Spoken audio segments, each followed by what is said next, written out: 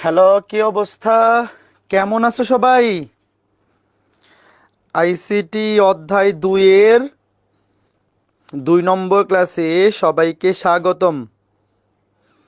সবাই কেমন আছো? পড়াশোনা কেমন করতেছো বলো? আবার গত ক্লাসের মতো সেম প্রশ্ন করি, কে কতক্ষণ করে পড়তেছো বলো? এই শেষ সময়টায় কে কতক্ষণ করে পড়তেছো ডেইলি বলো? কমেন্টে আগে বলো। তোমাদের পরীক্ষার বাকি আর মাত্র 2 মাস, 2 মাসও নাই আসলে। আজকে 8 তারিখ হয়ে গেছে। যদি আসলেই জুন মাসের 7 তারিখ পরীক্ষা হয়, তাহলে আসলে 2 মাস নাই। বলো তোমরা কেমন আছো সবাই, এবং কেমন পড়াশোনা করতেছো? আজকে আমরা আইসিটির এই অধ্যায়টা কমপ্লিট করে ফেলবো। আইসিটির অধ্যায় 2, কমিউনিকেশন সিস্টেমস এবং নেটওয়ার্কিং, এই অধ্যায়টার আজকেই লাস্ট ক্লাস। 2 ক্লাসে আমরা অধ্যায়টা কমপ্লিট করব। হিসাম বলছে 8 ঘন্টা, ভেরি গুড। কে কয় ঘন্টা পড়তেছো বলো? মিনিমাম 8, 10, 12 এরকম পড়তে হবে। এখন কেউ যদি 8, 10, 12 এর চেয়ে কম পড়ো তাইলে কিন্তু হবে না। এখন এই বাকি সময়টা মিনিমাম 8 ঘন্টা, সর্বোচ্চ 12 ঘন্টা, মানে 12 ঘন্টার বেশি তো আসলে সময় পাওয়া যায় না। হ্যাঁ, 12 ঘন্টার বেশি তো আসলে পড়ার মতো সময় থাকে না। 12 ঘন্টা পড়লে ঠিক আছে, পারফেক্ট। আর এর চেয়ে কম হইলে টার্গেট করতে হবে আরেকটু বেশি। আচ্ছা ঠিক আছে, হ্যাঁ ভালো আছি। আতিকুল ইসলাম, তুমি কেমন আছো? শাহিদ আহমেদ, মরিয়মা নুসরাত, মাহফুজ, অর্পিতা সাহা, নমস্কার। নাফিজা বলছে 9 আওয়ার ম্যাক্সিমাম, গুড। আচ্ছা ঠিক আছে, ভালো। মুশফিকা 10, উপস্ফিকা বলছে 4 ঘন্টা, হইল না তো? 4 ঘন্টা পড়লে এখন হবে? পরীক্ষার আর মাত্র 2 মাস বাকি, এখন আরো বেশি পড়তে হবে। আচ্ছা ঠিক আছে, তো আজকে ক্লাসটা আমরা শুরু করব মোবাইল জেনারেশন দিয়া। এখন বাংলাদেশে কোন জেনারেশন চলে বলো তো? তোমার মোবাইল কি 3G, 4G নাকি 5G বলো তো? বাংলাদেশে এখন কোনটা চলতেছে? যদিও বহির্বিশ্বে এখন 5G চলে, বাট আমাদের দেশে এখনো ফুলফিল 5G, মানে এখনো আমরা ফুলফিল 5G তো পাইনি, তাই না? ম্যাক্সিমাম আমরা এখনো 4G-তেই আছি। 5G আসলে ম্যাক্সিমাম ক্ষেত্রেই এখনো আমাদের দেখা যায় যে আমরা এখনো অ্যাক্সেস করতে পারতেছি না, তবে 4G মোটামুটি চলতেছে। আচ্ছা, তো এখান থেকে যেগুলো শিখতে হবে দেখো, এই 5টা প্রজন্ম, জি মানে generation, mobile generation, 1G, 2G, 3G, 4G, 5G, এগুলা থেকে খ নাম্বারের প্রশ্ন বা গ নাম্বারের প্রশ্ন আসতে পারে। মানে ক, খ, গ যে কোনো কিছুই চলে আসতে পারে। একটু রিডিং পড়বা, এগুলো জাস্ট রিডিং পড়া, রিডিং পড়লেই বুঝবা। দেখো, প্রথম প্রজন্ম এই 1G, প্রথম প্রজন্ম মানে হচ্ছে 1G। তো এটা খেয়াল করে দেখো, 1979 থেকে 1990 এই প্রজন্মে অ্যানালগ পদ্ধতির রেডিও সিগন্যাল ব্যবহৃত হয়। সেল সিগন্যাল এনকোডিং হলো AMPSI, এগুলো মুখস্থ রাখবা। সিগন্যাল ফ্রিকোয়েন্সি তুলনামূলক কম। কথোপকথন চলা অবস্থায় ব্যবহারকারীর অবস্থান পরিবর্তন হলে ট্রান্সমিশন বিচ্ছিন্ন হয়ে যায়। দেখো, এই 1G-তে মানুষজন যখন মোবাইলে কথা বলতো, এক জায়গায় দাঁড়ায় কথা বলতে হইতো। এখন যেরকম তুমি দাঁড়ায় হাঁটতে হাঁটতে কথা বলতে পারো, গাড়িতে বসা অবস্থায় কথা বলতে পারো, 1G-তে এরকম ছিল না।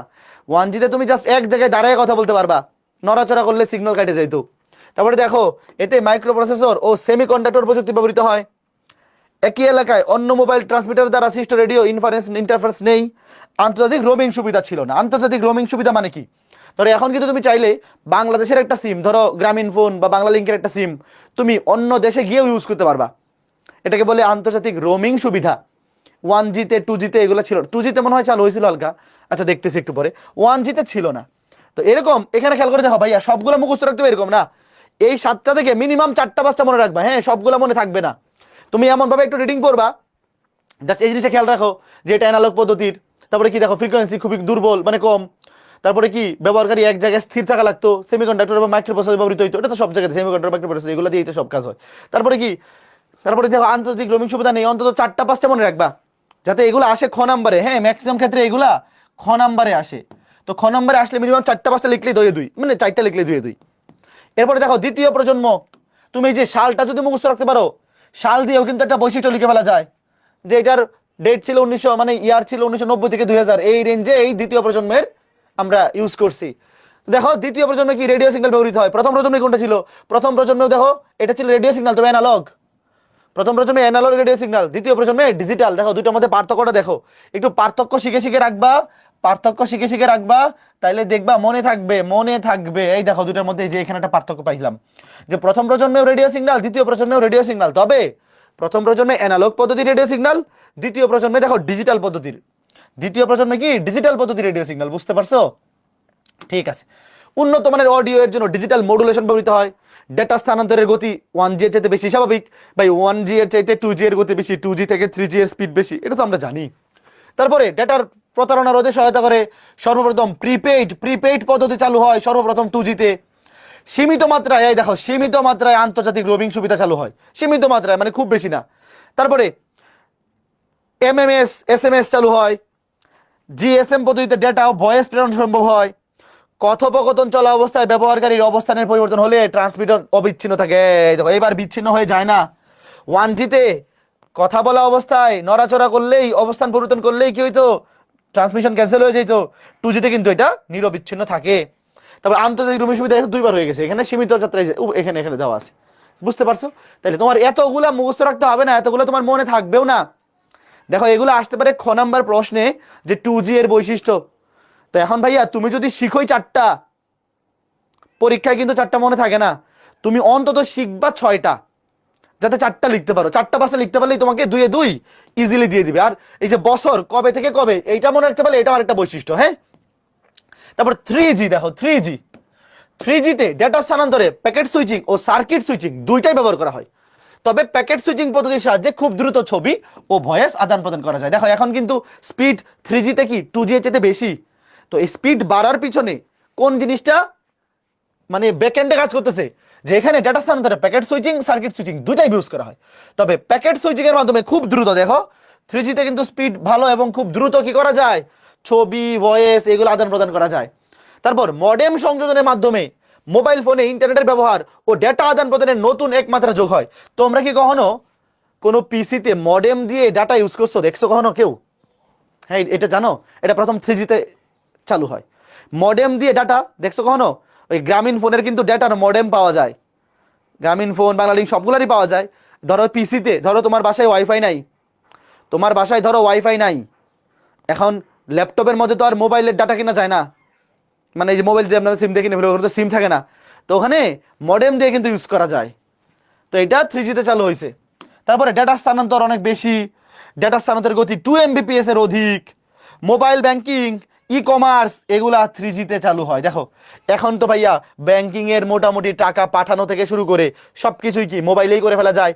এবং ই কমার্স, এই যে অনলাইনে তোমরা বিভিন্ন পেজে দেখো না, বিভিন্ন ওয়েবসাইটের মাধ্যমে ই কমার্স মানে জিনিসপত্র যে ওয়েবসাইটের মাধ্যমে সেল হচ্ছে, ওয়েবসাইটের মাধ্যমে বা ফেসবুকের মাধ্যমে বা অনলাইন মাধ্যমে, এটা 3G তেই চালু হয়। কারণ 3Gর আগে ডেটার স্পিড এত বেশি ছিল না, তখন যে মানে এত এই জিনিসটা ফ্লারিশ করবে, 3G তেই এই জিনিসটা প্রথম এস্টাবলিশড হয়। তো এরপর তো এখন আমরা 4G তে আসি। বাংলাদেশ তো এখন ম্যাক্সিমাম 4G, কিছু কিছু জায়গায় 5Gও চলে আসছে। 4G দেখো, 4G এর গতি 3G এর গতি যাতে 50 গুণ বেশি, বাবারে বাবা। এর প্রকৃত ব্যান্ডউইথ 10 Mbps। তোমার বাসার স্পিড কত বলো তো? 4G তে মোটামুটি 10 Mbps স্পিড আশা করা যায়। তোমার বাসায় কত স্পিড পাও? টেলিভিশনের অপেক্ষাকৃত উচ্চমানের ছবি ও ভিডিও লিঙ্ক প্রদান করে দেখা হয়, যে উচ্চমানের ছবি এবং ভিডিও আমরা দেখতে পাচ্ছি। আইপি নির্ভর ওয়্যারলেস সিস্টেম নেটওয়ার্ক মানে কাজ করে। আইপি নির্ভর প্রত্যেকটা ডিভাইসের একটা আইপি অ্যাড্রেস আছে, এটা তো সেই প্রথম ক্লাসেই বলছিলাম যে প্রত্যেকটা ডিভাইসের কি থাকে একটা করে, এটা ওই যে চতুর্থ অধ্যায়ে পড়াইছিলাম না আইপি অ্যাড্রেস কি জিনিস। প্রত্যেকটা ইন্টারনেটের সাথে যুক্ত প্রত্যেকটা ডিভাইসের একটা কি আছে, আইপি অ্যাড্রেস আছে। ওই আইপি অ্যাড্রেস নির্ভর যে সিস্টেম নেটওয়ার্ক সিস্টেম, এটা কি 4G তে কাজ করবে। Okay fine. তারপরে 5G কই? আচ্ছা 5G বাংলাদেশে আসেনি, আমাদের 4G পর্যন্তই আছে মনে হয়। 4G পর্যন্তই, কি ব্যাপার? হ্যাঁ আমাদের বইয়ে 4G পর্যন্তই আছে, 5G এখনো বাংলাদেশে আসে নাই, তাই খুব মানে আমাদের বই এখনো অ্যাড নাই। যদিও বহির্বিশ্বে 5G চলে আসছে, আমরা এখনো 4G তেই পড়ে আছি। 5G তে হয়তো যাবো, বাট আমাদের বই এখনো অ্যাড মানে 5G এখনো পর্যন্ত অ্যাড হয় নাই, সামনে হবে। রাইট। এখন কম্পিউটার নেটওয়ার্কিং, কম্পিউটার নেটওয়ার্ক কি, এগুলা কোন নাম্বারে আসবে? দেখো কম্পিউটার নেটওয়ার্ক কি ভাই, একটু মনোযোগ সহকারে সংজ্ঞাগুলো পড়ো, একটু বুঝো। কারণ কি, এগুলো সবাই জানি আমরা। কম্পিউটার নেটওয়ার্ক কি আমরা সবাই জানি, বাংলা ভাষায় লিখলে হবে না, বইয়ের ভাষায় লিখতে হবে। দেখো, একটা কম্পিউটার আর একটা কম্পিউটারের সাথে ডেটা আদান প্রদানের লক্ষ্যে এদের মাধ্যমে যে যোগাযোগ হয় বা এদের মধ্যে যে যোগাযোগ হয়, এটাই কি কম্পিউটার নেটওয়ার্ক। বুঝছো? নেটওয়ার্ক মানে কি, জাস্ট যোগাযোগ করবে, দুইটা ডিভাইস পরস্পরের সাথে যোগাযোগ করবে। তো এই যোগাযোগ করার ফলে জন্য এদের মধ্যে যে কানেকশনটা, এটাই কি, এটাই হচ্ছে কি বলে কম্পিউটার নেটওয়ার্ক। 5G আছে তো, হ্যাঁ 5G আছে, তাহলে আমার স্লাইডে কই গেল? স্লাইডে নাই কেন? স্লাইড থেকে ডিলিট হয়ে গেল নাকি? 5G দেখো, 5G থেকে স্পিড আরো বেশি, আমরা তো জানি। 4G এর পরে এখানে 5G দেয় নাই, আমার স্লাইডে কি মিস হয়ে গেল? অসুবিধা নাই, তোমরা তো জানোই 5G এর বৈশিষ্ট্য কি, যে 4G তে আরো স্পিড বেশি, আর মোটামুটি তো সেমই। জাস্ট দেখে নিবা যে 5G এর বৈশিষ্ট্য কি 4G এর চাইতে বেশি, জাস্ট। ওকে, এখন আসো, আমরা পড়লাম কম্পিউটার নেটওয়ার্ক। কম্পিউটার নেটওয়ার্ক সংজ্ঞাটা কি? ডেটা আদান প্রদানের লক্ষ্যে দুইটা কম্পিউটার বা একাধিক ডিভাইস হতে পারে, একাধিক ডিভাইস পরস্পরের সাথে যে যুক্ত থাকে, এটাই হচ্ছে কি কম্পিউটার নেটওয়ার্ক। ঠিক আছে, ওকে ফাইন, ঠিক আছে। এইবার আসো কম্পিউটার নেটওয়ার্কের উদ্দেশ্য। বলো তো, দুইটা কম্পিউটার একটার সাথে আরেকটার কানেকশন করার ফলে আমরা কি কি উদ্দেশ্য অর্জন করতে পারি বলো? আমরা ইনফরমেশন শেয়ার করতে পারি, resource share, software resource share করতে পারি, হার্ডওয়্যার রিসোর্স শেয়ার করতে পারি, তথ্য সংরক্ষণ করে রাখতে পারি। দূর ব্যবহার, অনেক দূর থেকে, যেমন এই যে Google drive, Google drive use করো। গুগল ড্রাইভ তুমি যেখানে খুশি বসে ওখানে ইউজ করতে পারতেছো, একাধিক ডিভাইসে। যে এইখানে ধরো ধরো মাঝে মধ্যে আমার এরকম হয় যে ধরো একাধিক ডিভাইস, একটাতে আপলোড করা আছে আরেকটাতে নাই, তো ওইটাতে কি জাস্ট এটাতে আপলোড করলে ওটাতে চলে যাচ্ছে, একই ড্রাইভ তো, জাস্ট জিমেল সেম হলেই হচ্ছে, পেয়ে যাচ্ছি, কোনো কিছু করা লাগতেছে না। তারপরে কি দেখো, নিরাপত্তা, ডেটাবেস ম্যানেজমেন্ট, অফিস অটোমেশন, সব কিছুই কি এই কম্পিউটার নেটওয়ার্কের উদ্দেশ্য। ধরো একটা, এভাবে চিন্তা করো, অফিসের মধ্যে ধরো যে এই ডেটাবেস ম্যানেজমেন্ট বা অফিস অটোমেশন, একটা কম্পিউটার, একটা অফিসের মধ্যে ধরো 10টা কম্পিউটার আছে। তো 10টা কম্পিউটারের মধ্যে যদি একটা কানেকশন থাকে, যে এই কম্পিউটারে যিনি চালাচ্ছেন উনি ওই কম্পিউটারে কী কী আছেন ওইটাও রিসোর্স ইউজ করতে পারতেছেন, তাহলে জিনিসটা কত সহজ হয়ে গেল না? নাহলে বারবার যদি এখান থেকে ওখানে পাঠাইতে হইতো আলাদা করে, ব্লুটুথের মাধ্যমে বলো বা মডেমের মাধ্যমে বা যেভাবে মাধ্যমে হোক না কেন, একটা বড় ঝামেলা হইতো। কিন্তু এই কানেকশনের কারণে কি ইজিলি ইউজ করতে পারতেছেন। ঠিক আছে, ওকে ফাইন। এইবার দেখো, এই যে এটা খুবই ইম্পর্টেন্ট, দেখো নেটওয়ার্ক। নেটওয়ার্ক এটা তিনটার ভিত্তিতে আমরা প্রকারভেদ শিখবো, সবগুলো ইম্পর্টেন্ট। দেখো, মালিকানার ভিত্তিতে নেটওয়ার্ক দুই প্রকার, প্রাইভেট, পাবলিক। প্রাইভেট কোম্পানি যদি মালিক হয় তাহলে তো প্রাইভেট মালিকানার ভিত্তিতে প্রাইভেট নেটওয়ার্ক, আর পাবলিক হলে কি সবার জন্য উন্মুক্ত টাইপের। ভৌগোলিক বিস্তৃতি অনুসারে, দেখো এটা হচ্ছে ভৌগোলিক বিস্তৃতি, এটা কিন্তু খুবই ইম্পর্টেন্ট, দেখতে পাচ্ছ কতগুলো চার্জ দিয়ে রাখছি। ভৌগোলিক বিস্তৃতি অনুসারে, দেখো ভৌগোলিক বিস্তৃতি অনুসারে পেন, লেন, কেন, ম্যান, ওয়েন, একটু পরে এগুলার বিস্তারিত রূপ দেখবো, সমস্যা নেই। নিয়ন্ত্রণ কাঠামো অনুসারে peer to peer, client server, hybrid. তো এই ক্লায়েন্ট সার্ভার আবার দুই ধরনের, সেন্ট্রালাইজড, ডিস্ট্রিবিউটেড, দেখতেছি একটু পরে। শোনো, আগে আসো এইটা দেখো, নেটওয়ার্কের প্রকারভেদ। মালিকানার ভিত্তিতে কয় প্রকার? দুই প্রকার, প্রাইভেট, পাবলিক। এটা খেয়াল করো, প্রাইভেট। দেখো ভাই, এগুলো একবার রিডিং পড়লেই মনে থাকবে, এগুলো তোমার মুখস্থ করতে হবে না, জাস্ট রিডিং পড়লেই মনে থাকবে। দেখো ভাইয়া, প্রাইভেট নেটওয়ার্ক মানে কি? যেই নেটওয়ার্কের মালিক একটা প্রাইভেট প্রতিষ্ঠান, সেটাই প্রাইভেট নেটওয়ার্ক। দেখো, প্রাইভেট নেটওয়ার্ক এমন একটি নেটওয়ার্ক যা কোনো প্রতিষ্ঠান বা সংস্থার মালিকানাধীন। এটি একটি নিয়ন্ত্রিত অর্থাৎ কন্ট্রোলড নেটওয়ার্ক।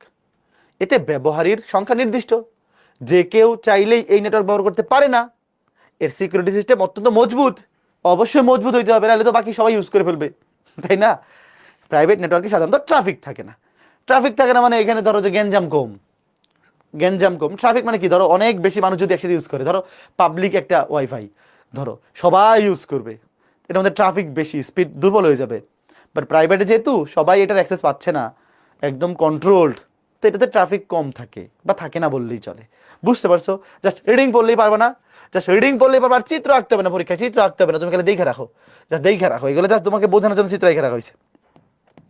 এবার দেখো পাবলিক, ভাইয়া পাবলিক মানে সবাই ইউজ করবে। ধরো দেখো, পাবলিক নেটওয়ার্ক এমন একটি নেটওয়ার্ক যা কোনো প্রতিষ্ঠান বা সংস্থার মালিকানাধীন থাকে না, তবে এটি কোনো প্রতিষ্ঠান বা সংস্থা দ্বারা পরিচালিত হয়। অবশ্যই ভাইয়া, কারো মালিকানাধীন না থাকলেও এটা পরিচালনা করার জন্য তো একটা সংস্থা থাকা লাগবে। পরিচালনা কেউ না করলে তো এটা কে কন্ট্রোল করবে? যে কেউ চাইলেই এই নেটওয়ার্ক ব্যবহার করতে পারেন, তবে এই জন্য ব্যবহারকারীকে সাধারণত কিছু ফিস বা মূল্য পরিশোধ করতে হয়। ধরো এই যে ওয়াইফাই এর মতো, যে ধরো তুমি ওয়াইফাই ইউজ করতেছো, সবাই ইউজ করতেছে, বাট একটা ফিস তো থাকবে।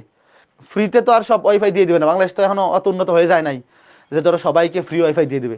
হ্যাঁ, তুমি ধরো সবাই ইউজ করতে পারবে, তুমিও চাইলে নিয়ে ইউজ করতে পারবা, তবে তোমাকে কি পরিশোধ করতে হবে? মাসিক একটা ফিস। ঠিক আছে, ওকে। এতে ব্যবহারকারী সংখ্যা নির্দিষ্ট নয়, ফলে পাবলিক নেটওয়ার্কে ট্রাফিক অনেক বেশি থাকে এবং ডেটা ট্রান্সফার গতি তুলনামূলকভাবে কি হয়? কম হয়। ওটুক শিখলেই হবে, দেখছো? এইটাতে সবাই অ্যাক্সেস নিতে পারে। ধরো তুমি চাইলে আজকে ওয়াইফাই কানেকশন নিতে পারবা, কিন্তু তোমাকে মাসিক একটা সাবস্ক্রিপশন নিতে হবে, ফি দিতে হবে। এবং এখানে যেহেতু আরো অনেক, মানে তুমি যেই লোকের কাছ থেকে, যেই প্রোভাইডারের কাছ থেকে তুমি ইন্টারনেট নিচ্ছ, ডাটা নিচ্ছ, সে তো আরো অনেক মানুষকে সার্ভিস দিচ্ছে। তো যেহেতু একসাথে অনেক মানুষকে সে সার্ভিস দিচ্ছে, সবাই যদি একসাথে ডাটা ইউজ করা শুরু করে, তখন স্পিড স্লো হয়ে যায় না? এরকম দেখছো না? ধরো তুমি একদম তোমার বাসাতেই চিন্তা করো, ধরো তোমার বাসাতে মানুষ আছে ধরো 5 জন, সবাই যদি একই সাথে ডাউনলোড দেওয়া শুরু করো, স্পিড কমে যাবে না? কমে যাবে। আচ্ছা, তাহলে এই দুইটা খ নাম্বারে আসলে এইগুলা থেকে ভাইয়া বড় জোর ক কিংবা খ আসে, এই যে এইটা থেকে পারবা লিখতে পারবা? বলো। প্রাইভেট পাবলিক নেটওয়ার্ক মালিকানার ভিত্তিতে দুই প্রকার, প্রাইভেট নেটওয়ার্ক, পাবলিক নেটওয়ার্ক। পারবা। এবার আসো ভৌগোলিক বিস্তৃতি, মানে কোনটার রেঞ্জ কত বেশি, এটার উপর ডিপেন্ড করে নেটওয়ার্ক হচ্ছে 5 ধরনের। এটা খুবই important. PAN, LAN, CAN, MAN, ওয়েন। ভালো মতো বুঝছো, এটা হচ্ছে বিস্তৃতি, কোনটা রেঞ্জ কত বেশি। পেন মানে পার্সোনাল এরিয়া নেটওয়ার্ক, লোকাল মানে এলএন মানে লোকাল এরিয়া নেটওয়ার্ক। আমরা এখনই শিখবো, দেখো পার্সোনাল লোকাল এরিয়া নেটওয়ার্ক, এই যে দেখো কই, এই যে এখান থেকে দেখো পার্সোনাল, পিএন, এটার সংক্ষেপ নাম হচ্ছে PAN. PAN personal area network, মানে একদম পার্সোনাল, এটা তোমার জাস্ট নিজের ইউজ করার জন্য। যেমন ব্লুটুথ, দেখো ব্লুটুথ, ব্লুটুথ কি হয় না, যে তুমি জাস্ট ধরো তোমার কাছে এই দুইটা ডিভাইস আছে, লেটস সে দুইটা মোবাইল, একটা মোবাইল থেকে একটা মোবাইলে তুমি ব্লুটুথের মাধ্যমে কি করবা? ডেটা ট্রান্সফার করবা। বা ধরো তোমার এয়ারফোন, তোমার এয়ারফোন আর তোমার মোবাইল ব্লুটুথের মাধ্যমে কানেক্ট করো না? তো নিজের পার্সোনাল ডিভাইসগুলোর মধ্যে স্বল্প দূরত্বে যে নেটওয়ার্ক সিস্টেমটা ইউজ করা হয়, এটাই হচ্ছে কি? পেন বা পার্সোনাল এরিয়া নেটওয়ার্ক। তুমি এভাবে চিন্তা করো যে তোমার মোবাইলের সাথে তোমার ব্লুটুথটার, মানে সরি তোমার ইয়ারফোনের যে কানেকশনটা, এটা খুব স্বল্প দূরত্ব হইতে হবে, খুব বেশি দূর হলে তো হবে না, কানেক্ট হবে না। তো পার্সোনাল এরিয়া নেটওয়ার্ক বা পেন হলো আমাদের দৈনন্দিন ব্যবহৃত হয়েছে, দেখো পার্সোনাল ডিভাইস। হ্যাঁ, নামের মধ্যেই পরিচয় ভাইয়া, তোমার আলাদা করে একটুও কষ্ট করতে হবে না, নামের মধ্যেই পরিচয় যে তোমার যে পার্সোনাল ডিভাইসগুলো আছে তাদের মধ্যে যে বিদ্যমান নেটওয়ার্ক। যেমন তোমার ধরো একটা ল্যাপটপ আছে, ডেস্কটপ আছে, বা ওয়েব ক্যামেরা আছে, মানে ধরো ক্যামেরা থেকে তুমি যখন ধরো ডেস্কটপে নিবা, ডেটা নিবা, বা সাউন্ড, এই যে ধরো মোবাইলের সাথে তুমি সাউন্ড সিস্টেম, স্ক্যানার, প্রিন্টার ইত্যাদি, এই যেগুলো তোমার, মানে তুমি ধরো তোমার একটা পার্সোনাল সেটআপ আছে, তোমার পার্সোনাল সেটআপে কি কি থাকতে পারে? তোমার বাসার একটা পার্সোনাল সেটআপে এরকম হতে পারে, একটা ডেস্কটপ আছে, একটা ল্যাপটপ আছে, একটা ক্যামেরা আছে, একটা ধরো সাউন্ড সিস্টেম আছে, মানে লাউড স্পিকার আছে, তারপরে ধরো মোবাইল ফোন আছে, স্ক্যানার আছে, প্রিন্টার আছে। এগুলার মধ্যে যে কানেকশনের জন্য যে নেটওয়ার্ক, এটা হচ্ছে ধরো পার্সোনাল নেটওয়ার্ক। যেমন একদম সুন্দর উদাহরণ কি ব্লুটুথ, দেখো এটি সাধারণত 10 মিটারের মধ্যে সীমাবদ্ধ হয়েছে। এগুলো মুখস্থ করতে হবে, এমসিকিউতে আসতে পারে যে পেন বা পার্সোনাল নেটওয়ার্কের রেঞ্জ কত, কতটুকুর মধ্যে সীমাবদ্ধ, কত? 10 মিটার। মোটামুটি ব্লুটুথের রেঞ্জটার মতোই আর কি, আশেপাশে। আচ্ছা, এবার পেন গেল, এবার লেন। লেন হচ্ছে local area network, local, L N, দেখো L A N, local area network. Local, এটা ধরো পেনের চেয়ে একটু বেশি রেঞ্জ। পেন মানে হচ্ছে ধরো যে একদম তোমার পার্সোনাল জিনিসপত্রগুলো, আর লোকাল এরিয়া নেটওয়ার্ক মানে ধরো যে একটা বাসা। দেখো আমি দেখাচ্ছি, ধরো একটা বাসার মধ্যে পুরা সবকিছু ধরো পেনের চেয়ে তুলনামূলকভাবে অধিক বিস্তৃত, এটা হচ্ছে লেন। ধরো একটা বাসার মধ্যে যতগুলো ডিভাইস আছে সবগুলোর মধ্যে একটা নেটওয়ার্ক, বা একটা অফিসের মধ্যে, বা একটা ব্যবসা প্রতিষ্ঠান, বা একটা মানে এইরকম আর কি। এটা ধরো একটা বাসা, একটা ব্যবসা প্রতিষ্ঠান, বা একটা অফিস, একটা ফ্লোর, এরকম আর কি। ছোট অফিস, ব্যবসা প্রতিষ্ঠান, ক্যাম্পাসে বা নির্দিষ্ট ভবনের একই তলায়, ধরো একই তলায় অবস্থিত, অথবা একই ভবনের কাছাকাছি ফ্লোরের কম্পিউটারগুলোর ল্যানভুক্ত হতে পারে। মানে তুমি চিন্তা করো, আমি তোমাকে সহজভাবে বোঝাই।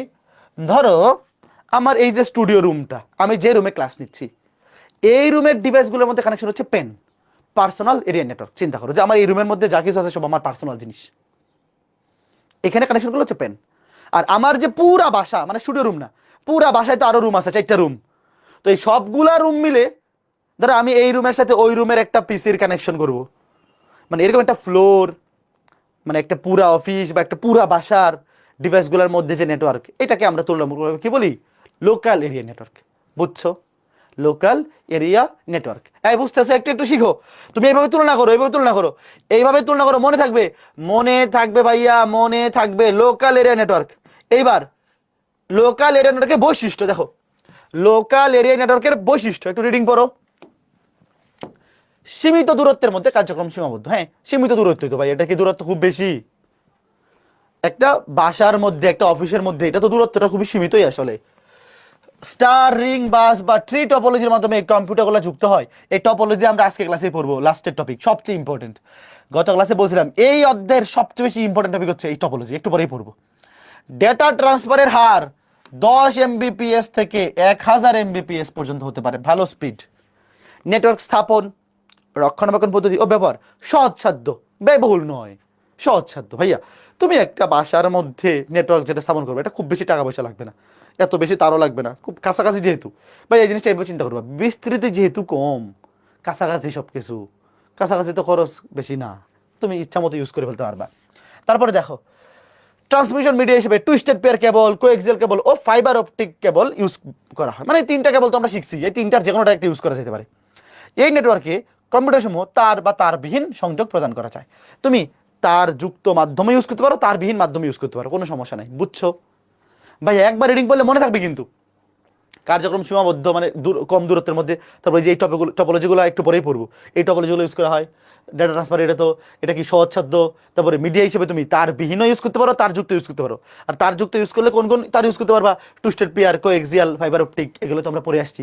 জাস্ট চারটা পাঁচটা বৈশিষ্ট্য মনে রাখলেই হবে, চারটা পাঁচটা বৈশিষ্ট্য মনে রাখলেই হবে। ঠিক আছে? আচ্ছা, এবার গেল, এবার কেন, সরি, হ্যাঁ, ক্যাম্পাস এরিয়া নেটওয়ার্ক। কেন, এটা হচ্ছে কেন। দেখো ক্যাম্পাস এরিয়া নেটওয়ার্ক, একটি নির্দিষ্ট ক্যাম্পাসে বিদ্যমান অনেকগুলো লেনের সমন্বয়ে একটা ক্যাম্পাস এরিয়া নেটওয়ার্ক ক্যান গঠিত। দেখো আমি আবার বলতেছি, শোনো, তুমি আমি ঠান্ডা মাথায় চিন্তা করো, এই রুমটা হচ্ছে পেন, এই রুমের মধ্যে যা কিছু আছে আমার পার্সোনাল। আর আমার বাসাটা, ধরো আমার বিল্ডিংটা হচ্ছে 7 তলা বিল্ডিং, এই 7 তলা বিল্ডিং এর 6 তলায় আমি থাকি। তো আমার বাসা কি শুধু 6 তলা? তো শুধু 6 তলা আমার বাসায় যে নেটওয়ার্ক, এটা হচ্ছে ধরো লেন, লোকাল এরিয়া নেটওয়ার্ক। এখন আমার ইচ্ছা হলো এই পুরা বিল্ডিং এ 7 তলা, ধরো এই 7 তলাটা একটা বিল্ডিং, পুরা বিল্ডিং বা পুরা ক্যাম্পাস, ধরো এটা একটা ক্যাম্পাস মানে কি, ধরো এটা ইউনিভার্সিটি, ধরো প্রাইভেট ইউনিভার্সিটিগুলোর মতো, ধরো এটা 7 তলা বিল্ডিং, এটা ইউনিভার্সিটি। তো এই পুরা 7 তলাটা একটা বিল্ডিং, বা এরকম 2টা 3টা বিল্ডিং মিলে একটা ইউনিভার্সিটি, একটা ক্যাম্পাস হয়। তো এরকম 2টা 3টা বড় বড় বিল্ডিং বা একটা ক্যাম্পাস, মানে সীমিত এরিয়ার মধ্যে যতগুলো বিল্ডিং আছে সবগুলা মিলে যে নেটওয়ার্ক, এটা হচ্ছে কি কেন বা ক্যাম্পাস এরিয়া নেটওয়ার্ক। তুমি চিন্তা করবা ক্যাম্পাস মানে ধরো একটা ইউনিভার্সিটি ক্যাম্পাস, ধরো তুমি চিন্তা করো একটা ইউনিভার্সিটি ক্যাম্পাস, একটা ইউনিভার্সিটি ক্যাম্পাস এরকম 6 তলা 7 তলা বিল্ডিং থাকে, 2টা 3টা 6 7 তলা বিল্ডিং থাকে। তো এই 2টা 3টা 6 7 তলার বিল্ডিং, এই সবগুলো ডিভাইস, যতগুলো ডিভাইস আছে সবগুলো যদি একটা সাথে একটা কানেকশন করতে চাই, নেটওয়ার্ক বিল্ড করতে চাই, সেটা হবে ক্যাম্পাস এরিয়া নেটওয়ার্ক। বুঝছো? তাহলে ক্যাম্পাস এরিয়া নেটওয়ার্ক অনেকগুলা লেনের সমন্বয়ে গঠিত হয়। কেমনে? ধরো আমার শুধু 6 তলায় একটা লেন আছে, 5 তলায় একটা লেন আছে, 4 তলায় একটা লেন, এরকম প্রত্যেকটা তালায় ধরো যে নেটওয়ার্ক লেন, তো এই সবগুলা মিলে একসাথে কি ক্যাম্পাস এরিয়া নেটওয়ার্ক। বুঝছো কথা? কথা বুঝছো? ওকে ওকে ওকে, ফাইন।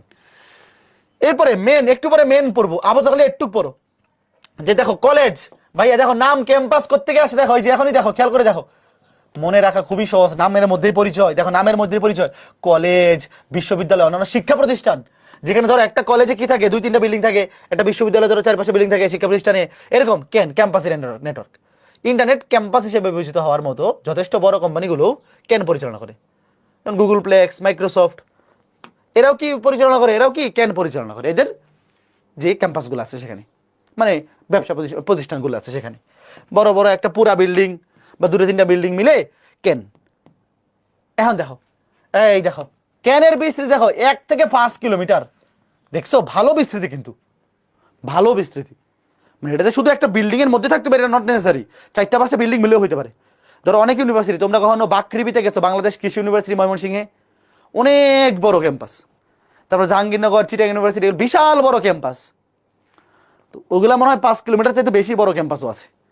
তো নর্মালি ক্যাম্পাস এরিয়া নেটওয়ার্ক, এটার উদ্দেশ্য হচ্ছে 2টা 3টা 4টা 5টা বিল্ডিং, এরকম বড় বড় বিল্ডিং একসাথে কভার করে ফেলা, যে একটা নেটওয়ার্কেই সকল ডিভাইস কানেকশন করা যাবে। তো এটার বিস্তৃতি 1 থেকে 5 কিলোমিটার পর্যন্ত হতে পারে। তুলনামূলকভাবে দ্রুত গতির, খরচ কম, বেশি পরিমাণ তথ্য আদান প্রদান করা যায়। বুঝতেছো? আচ্ছা, ঠিক আছে, ওকে ফাইন। তো এগুলো একটু একটু মনে মনে রেখে শিখে ফেলবো। এবার মেট্রোপলিটন দেখো আমরা কয়টা শিখলাম, দেখো ওয়েট। এবার একটু ঠান্ডা মাথায় চিন্তা করো, এই তিনটা কার মাথায় ঢুকছে দেখো, ওয়েট। ছোট্ট বন্ধুরা, PAN, personal area network, just একটা রুম চিন্তা করো। লেন, লোকাল এরিয়া নেটওয়ার্ক, একটা পুরা বাসা, একটা বাসার মধ্যে 4টা-5টা রুম থাকে, পুরা বাসা। কেন, ক্যাম্পাস এরিয়া নেটওয়ার্ক, ধরো এটা পুরো একটা বিল্ডিং বা এরকম 2টা-3টা বিল্ডিং, পুরো একটা বিল্ডিং কভার করবে। একটা বিল্ডিং এর যত ডিভাইস আছে বা 2টা-3টা-4টা-5টা এরকম হতে পারে। 1 থেকে 5 কিলোমিটারের মধ্যে, ধরো 1 থেকে 5 কিলোমিটারের মধ্যে তুমি সকল বিল্ডিং, মানে 2টা-3টা বিল্ডিং হইতে পারে এরকম না, কিন্তু 1 থেকে 5 কিলোমিটারের মধ্যে, 1 থেকে 5 কিলোমিটারের মধ্যে তুমি সকল বিল্ডিংও কভার করে ফেলতে পারবা। এরপরে মেন হচ্ছে metropolitan area network. Metropolitan area network, metropolitan মানে একটা শহর। ধরো তুমি একটা পুরা শহর কভার করে ফেলবা, ঢাকা শহর, এত বড় একটা শহর, ধরো তুমি পুরা একটা শহরকে কভার করে ফেলবা, সেটা হচ্ছে মেট্রোপলিটন এরিয়া নেটওয়ার্ক। দেখো এই যে দেখো, মেন একটা পুরা এলাকা, তোমার ইচ্ছা হলো আজকে একটা পুরা শহর একটা নেটওয়ার্কের আন্ডারে থাকবে, পুরা একটা এলাকা, পুরা একটা রিজিয়ন। দেখো একটি শহর বা ছোট অঞ্চলগুলো, দেখো ভাই একটু মনে মনে চিন্তা করো, এটা মনে রাখতে পারলে অনেক সহজ। নামের মধ্যে পরিচয়, নামের মধ্যে পরিচয়। দেখো কি বলছে, একটি শহর বা ছোট অঞ্চলগুলোতে বিস্তৃত এলাকাকে মেট্রোপলিটন বলে। তো কোন শহর বা বড় এলাকার মধ্যে বিস্তৃত কম্পিউটারগুলোর মধ্যে স্থাপিত যে নেটওয়ার্ক, তাকে বলে মেট্রোপলিটন এরিয়া নেটওয়ার্ক বা মেন। তোমরা কি জানো ঢাকা শহরকে বলে ঢাকা মেট্রোপলিটন? একটা বড় শহর বা এলাকাকে একটা মেট্রোপলিটন নামে ডাকা যায়। যেমন আমরা বলি ঢাকা মেট্রোপলিটন, যেমন ডিএমপি নাম শুধু, ডিএমপি ঢাকা মেট্রোপলিটন পুলিশ। তো এইটার থেকেই আসছে মেট্রোপলিটন, যে একটা শহর বা ছোট অঞ্চল জুড়ে বিস্তৃত এলাকাকে বলে মেট্রোপলিটন। তো এই একটা শহর বা বড় এলাকার মধ্যে বিস্তৃত কম্পিউটারগুলোর মধ্যে যে স্থাপিত নেটওয়ার্ক, এটাকে আমরা কি বলি? Metropolitan area network. নামের মধ্যেই পরিচয়, দেখো প্যারা দিবে না তোমাকে, নামের মধ্যে পরিচয়। এবার দেখো এটা 50 কিলোমিটার পর্যন্ত বিস্তৃত। দেখো ভাই একটু আগে দেখলাম ক্যাম্পাস এরিয়া নেটওয়ার্ক, কেন ক্যাম্পাস এরিয়া নেটওয়ার্কের বিস্তৃতি ছিল 1 থেকে 5 কিলোমিটার, আর এই মেট্রোপলিটনের বিস্তৃতি 50 কিলোমিটার পর্যন্ত। মোটামুটি 50 কিলোমিটার কভার করা মানে একটা শহর, একটা এলাকা তো 100% কভার করে ফেলতে পারবে। লেনের চাইতে দ্রুত গতির, ল্যান মানে তো লোকাল এরিয়া নেটওয়ার্ক ভাই, লোকালের চাইতে তো সবাই দ্রুত গতির। লোকাল এরিয়া নেটওয়ার্ক হচ্ছে ব্লুটুথের মতো, ব্লুটুথের স্পিড তো খুবই কম। ট্রান্সমিশন মিডিয়া হিসেবে টেলিফোন লাইন, অপটিক্যাল ফাইবার ব্যবহৃত করা হয়। দেখো টেলিফোন লাইন বা অপটিক্যাল ফাইবার ইউজ করা তো বেটার, একদম স্পিড সবচেয়ে বেশি, বেশি পরিমাণ তথ্য আদান প্রদান করা যায়।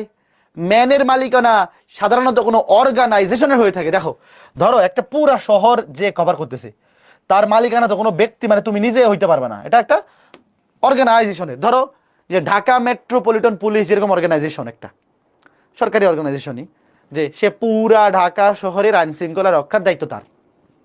তো এরকম ধরো পুরা ঢাকা শহরে এরকম একটা নেটওয়ার্কের দায়িত্ব অবশ্যই সরকারি কোনো প্রতিষ্ঠানেরই থাকবে, অথবা সরকার চাইলে কোনো বেসরকারি প্রতিষ্ঠানকে ইজারা দিতে পারে, যে তুমি এইটা মেনটেন করবা, প্রতি বছরে সরকারকে এত টাকা ট্যাক্স দিবা। তোমার অত কিছু জানার দরকার নাই, তুমি খালি জানবা যে এটার মালিকানা কি একটা অর্গানাইজেশনের হয়ে থাকে। যেমন ঢাকা মেট্রোপলিটন পুলিশ এরকম একটা অর্গানাইজেশন, সিমিলার টাইপের। এবার লাস্ট হচ্ছে ওয়েন হচ্ছে ওয়াইড এরিয়া নেটওয়ার্ক। এটা হচ্ছে একদম পুরা সারা বিশ্ব কন্ট্রোল করে। চিন্তা করো, ধরো আমরা এতক্ষণ কি বললাম, প্রথমে একটা রুমের মধ্যে নেটওয়ার্ক স্থাপন করা, তারপরে একটা ফ্লোর বা একটা বাসা, তারপরে একটা বিল্ডিং বা একটা ক্যাম্পাস, 4টা-5টা বিল্ডিং, 10টা-15টা বিল্ডিং মিলে একটা ক্যাম্পাস, তারপরে মেট্রোপলিটন একটা শহর, এবার একটা দেশ, না পুরা বিশ্ব। এবার পুরা বিশ্ব মানে একটা দেশের সাথে একটা দেশ, ধরো সকল দেশ, তুমি চিন্তা করো যে পুরা, মানে এটা হচ্ছে ইন্টারনেট, আজকে এটাকে বলে ইন্টারনেট। দেখো ওয়াইড এরিয়া নেটওয়ার্ক হলো এমন একটি নেটওয়ার্ক ব্যবস্থা যা একটি দেশের বা পৃথিবীর বিভিন্ন দেশে অবস্থিত কম্পিউটারগুলোর মধ্যে যোগাযোগ স্থাপন করে। মানে জাস্ট তুমি এভাবে চিন্তা করো, এটা পুরো একটা দেশ কভার, তবে একটা দেশ চিন্তা করো, তুমি পুরো পৃথিবী চিন্তা করো। মানে জিনিসটা এরকম হতে পারে যে 2টা-3টা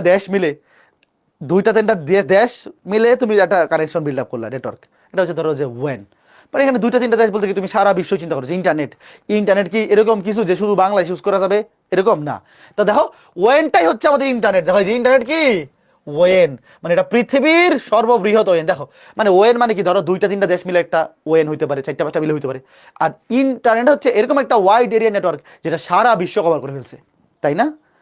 তো ওয়েন কিন্তু 2টা দেশ মিলে হইতে পারে, ধরো বাংলাদেশ আর এদিকে মায়ানমার, বা বাংলাদেশ আর ইন্ডিয়া, এই 2টা মিলে ধরো একটা ওয়েন নেটওয়ার্ক হইতে পারে। বাট ইন্টারনেট হচ্ছে সবচেয়ে বড় সর্ববৃহৎ ওয়েন, ওয়াইড এরিয়া নেটওয়ার্ক, যেটা সারা বিশ্ব কভার করে ফেলছে, সারা বিশ্ব কভার করে ফেলছে। তো দেখো এর মাধ্যমে বিভিন্ন স্থানে ইমেল আদান প্রদান, বিভিন্ন ওয়েবসাইট ব্রাউজ করা, ফাইল ডাউনলোড, সব কিছুই, মানে কি করতে পারো না বলো, সব কিছুই করতে পারো, সব কিছুই। দেখো তারপরে ইত্যাদি করা যায়। ওয়েনের আওতায় কম্পিউটারগুলো কেবল একটি শহরে সীমাবদ্ধ থাকতে পারে, অথবা এগুলো বিশ্বের বিভিন্ন প্রান্তে ছড়িয়ে ছিটিয়ে থাকতে পারে। তবে ওয়ানের পুরো বিষয়টি নির্ভর করছে ফিজিক্যাল লাইন, ফাইবার অপটিক কেবল, স্যাটেলাইট, মাইক্রোওয়েভ ইত্যাদি ট্রান্সমিশনের উপর। বুঝতে পেরেছো ছোট্ট বন্ধুরা? এইবার খেয়াল করে দেখো, এই যে wide area network, wide area network এটার বৈশিষ্ট্য দেখো। ওয়াইড এরিয়া নেটওয়ার্ক এটা পুরা পৃথিবী জুড়ে বিস্তৃত হতে পারে। যে কোনো ধরনের তথ্য ব্যবহার, মানে যে কোনো ধরনের তথ্য দেখো সংগ্রহ ও ব্যবহার করা যায়। তুমি দেখো ইন্টারনেটের মাধ্যমে তুমি যে কোনো ধরনের তথ্য সংগ্রহ করতে পারতেছো, ব্যবহার করতে পারতেছো, তাই না? পারতেছো তো?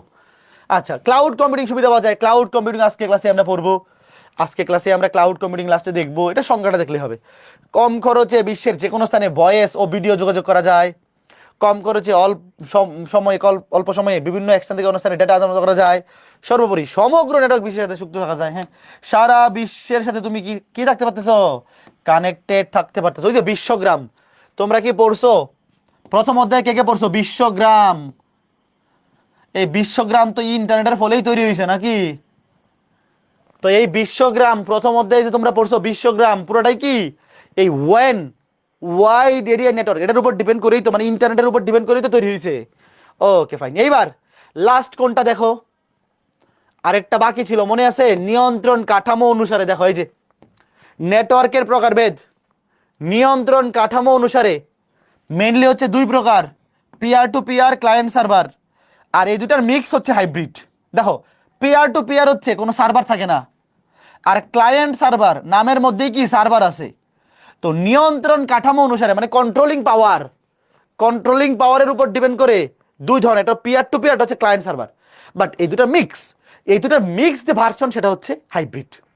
আচ্ছা, তোমরা কেউ কারো কি তোমাদের ফ্যামিলিতে কারো মোটরসাইকেল আছে? ওয়েট, কারো ফ্যামিলিতে কোনো মোটরসাইকেল আছে? মোটরসাইকেল কিনতে গেলে কোন জিনিসটা সবচেয়ে বেশি ইম্পর্টেন্ট দেখো, জানো তোমরা? ধরো কেউ মোটরসাইকেল কিনতে গেছো, যাওয়ার পরে দোকানে গিয়ে কোন জিনিসটা চেক করবা যে কোন মোটরসাইকেলটা নিব? কোন ফিচারটা সবচেয়ে বেশি ইম্পর্টেন্ট একটা মোটরসাইকেলের ক্ষেত্রে? সেটা হচ্ছে কন্ট্রোলিং, মানে ব্রেকিং সিস্টেম। যেই মোটরসাইকেলের ব্রেকিং সিস্টেম যত ভালো, কেনার ক্ষেত্রে সেইটার প্রায়োরিটি তত বেশি দেওয়া উচিত, কারণ এটা জীবন মরণের খেলা। যদি ঠিকমতো ব্রেক কাজ না করে, একটা ইমার্জেন্সি সিচুয়েশনে তুমি শেষ, একেবারে উপরে। তো কন্ট্রোলিং দেখবা মোটরসাইকেলের যখন রিভিউ ভিডিও বানায় যারা কন্টেন্ট ক্রিয়েটর, দেখবা সবসময় বেশি ফোকাস দেয় হচ্ছে এই কন্ট্রোলিং এর উপর, ব্রেকিং এর উপর। তো এই ব্রেকিংটাই সবচেয়ে বেশি ইম্পর্টেন্ট। এই কন্ট্রোলিং দেখো, এই যে নিয়ন্ত্রণ, মানে কন্ট্রোলিং এর উপর ইম্পর্টেন্স সবচেয়ে বেশি। তো এই কন্ট্রোলিং এর উপর ডিপেন্ড করে দুই ধরনের, পিয়ার টু পিয়ার হচ্ছে ক্লায়েন্ট সার্ভার, আর দুইটা মিক্স ভার্সন হচ্ছে হাইব্রিড। দেখতেছি একটু পরে। ওকে, অনেকে আছে যে ঘোড়ার গাড়ি কিনে, একটা ঘোড়ার গাড়ি মোটরসাইকেল আছে, নামটা জানি কি ভুলে গেছি, এটার ব্রেকিং সিস্টেম এত বাজে। ওয়েট, এটা ঘোড়ার গাড়ি, এটা একটা মোটরসাইকেল আছে, কি জানি ঘোড়ার গাড়ি বলে এটাকে, এত বাজে ব্রেকিং সিস্টেম। এটা কিনছে মানে মরছে, যে কোনো দিন অ্যাক্সিডেন্ট করে মরে যাবে, বুঝছো? ঠিক আছে, ওকে। পিয়ার টু পিয়ার নেটওয়ার্ক দেখো, পিয়ার শব্দের অর্থ যে মনে পড়ছে আরটিআর। এই আরটিআর গাড়ির নাম শুনছো? আরটিআর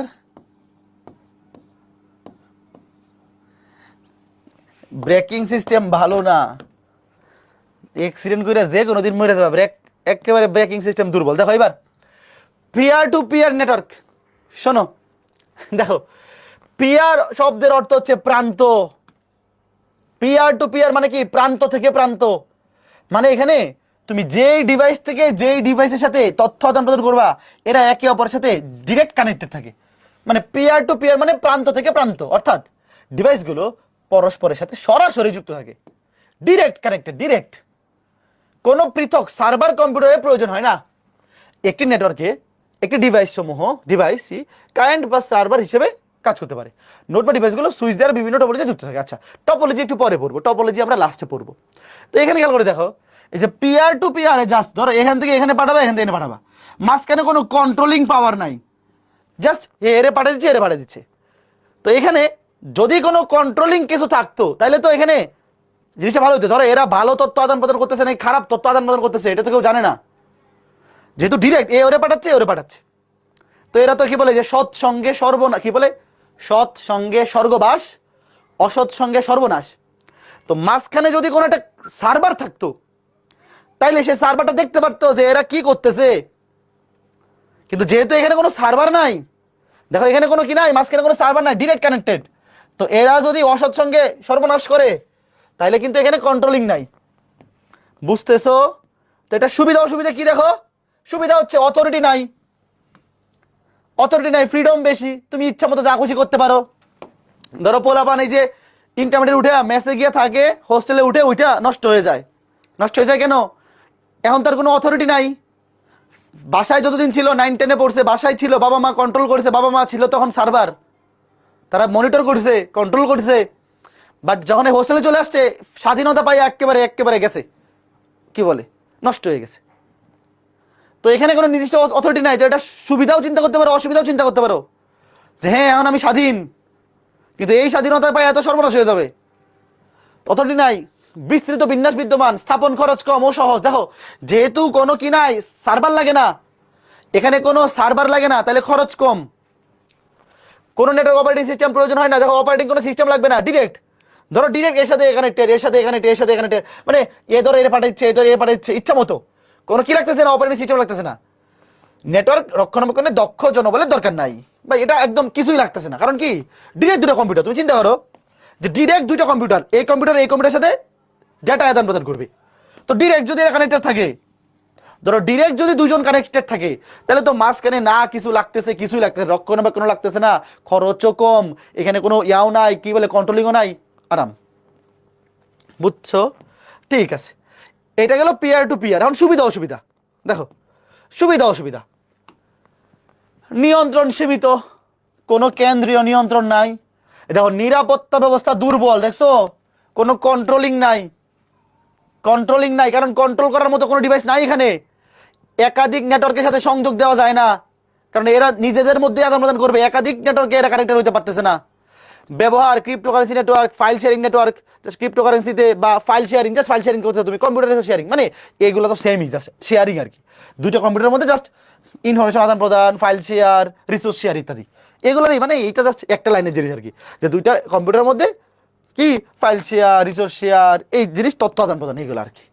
আচ্ছা এইবার গেল পিয়ার টু পিয়ার, দেখলাম খুব ইম্পর্টেন্ট ইনফরমেশন কি কি এখান থেকে শোনো, যে পিয়ার টু পিয়ার নেটওয়ার্ক মানে কি, পিয়ার টু পিয়ার মানে প্রান্ত থেকে প্রান্ত, মানে যেই ডিভাইসগুলোর মধ্যে তথ্য আদান হবে এই দুটো ডিরেক্ট কানেক্টেড, জাস্ট প্রান্ত থেকে প্রান্ত ডিরেক্ট কানেক্টেড, মাঝখানে কোনো সার্ভার নাই, মাঝখানে কোনো কন্ট্রোল করার মতো কেউ নাই, জাস্ট এটা ডিরেক্ট আদান প্রদান করে ফেলতেছে, এই হচ্ছে ব্যাপার। এখন ক্লায়েন্ট সার্ভার, এইবার দেখো এখানে নামের মধ্যে কি আছে, সার্ভার আছে, ব্যাপার হচ্ছে এবার ধরো এই যে চারজন হচ্ছে ক্লায়েন্ট, এই চারজন পরস্পরের সাথে ধরো তথ্য আদান প্রদান করতে চায়।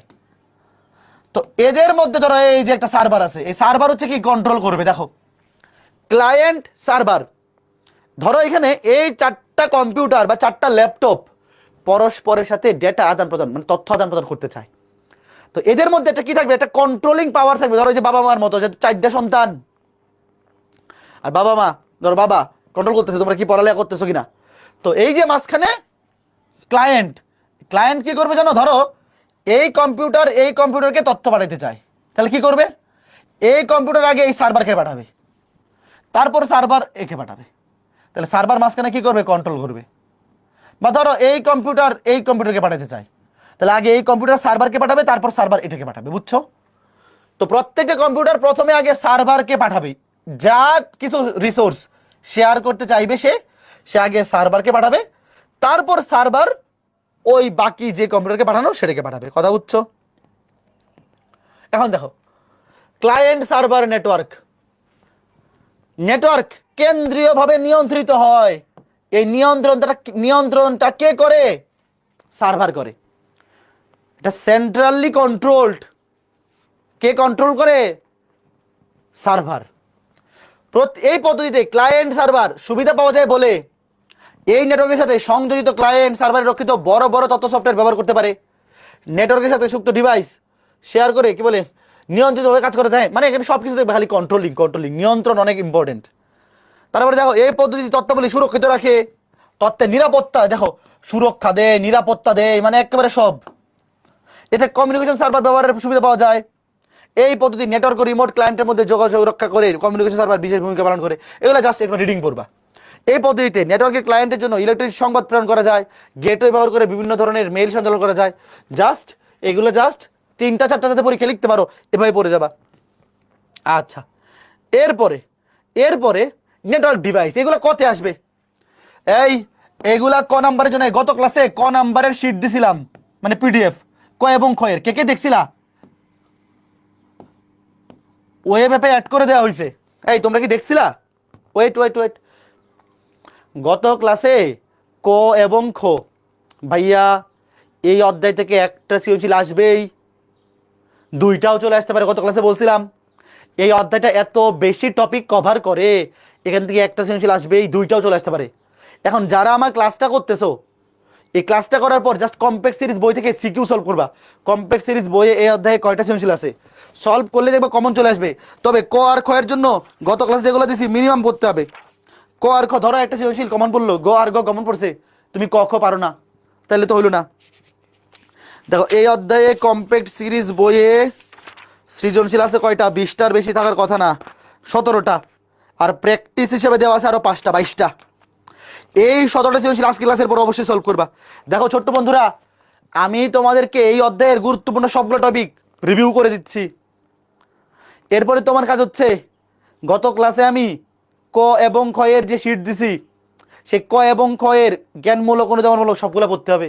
তুমি যদি পড়ে না যাও, ধরো ক আর খ কমন পড়ে নাই, তাইলে তো এই সৃজনশীলটা অ্যান্সার করতে গেলেও তুমি 10-এ 10 পাবা না, 10-এ 9ও পাবা না। ক আর খ কমন না পড়লে পাবা 10-এ 6-7। ঠিক আছে?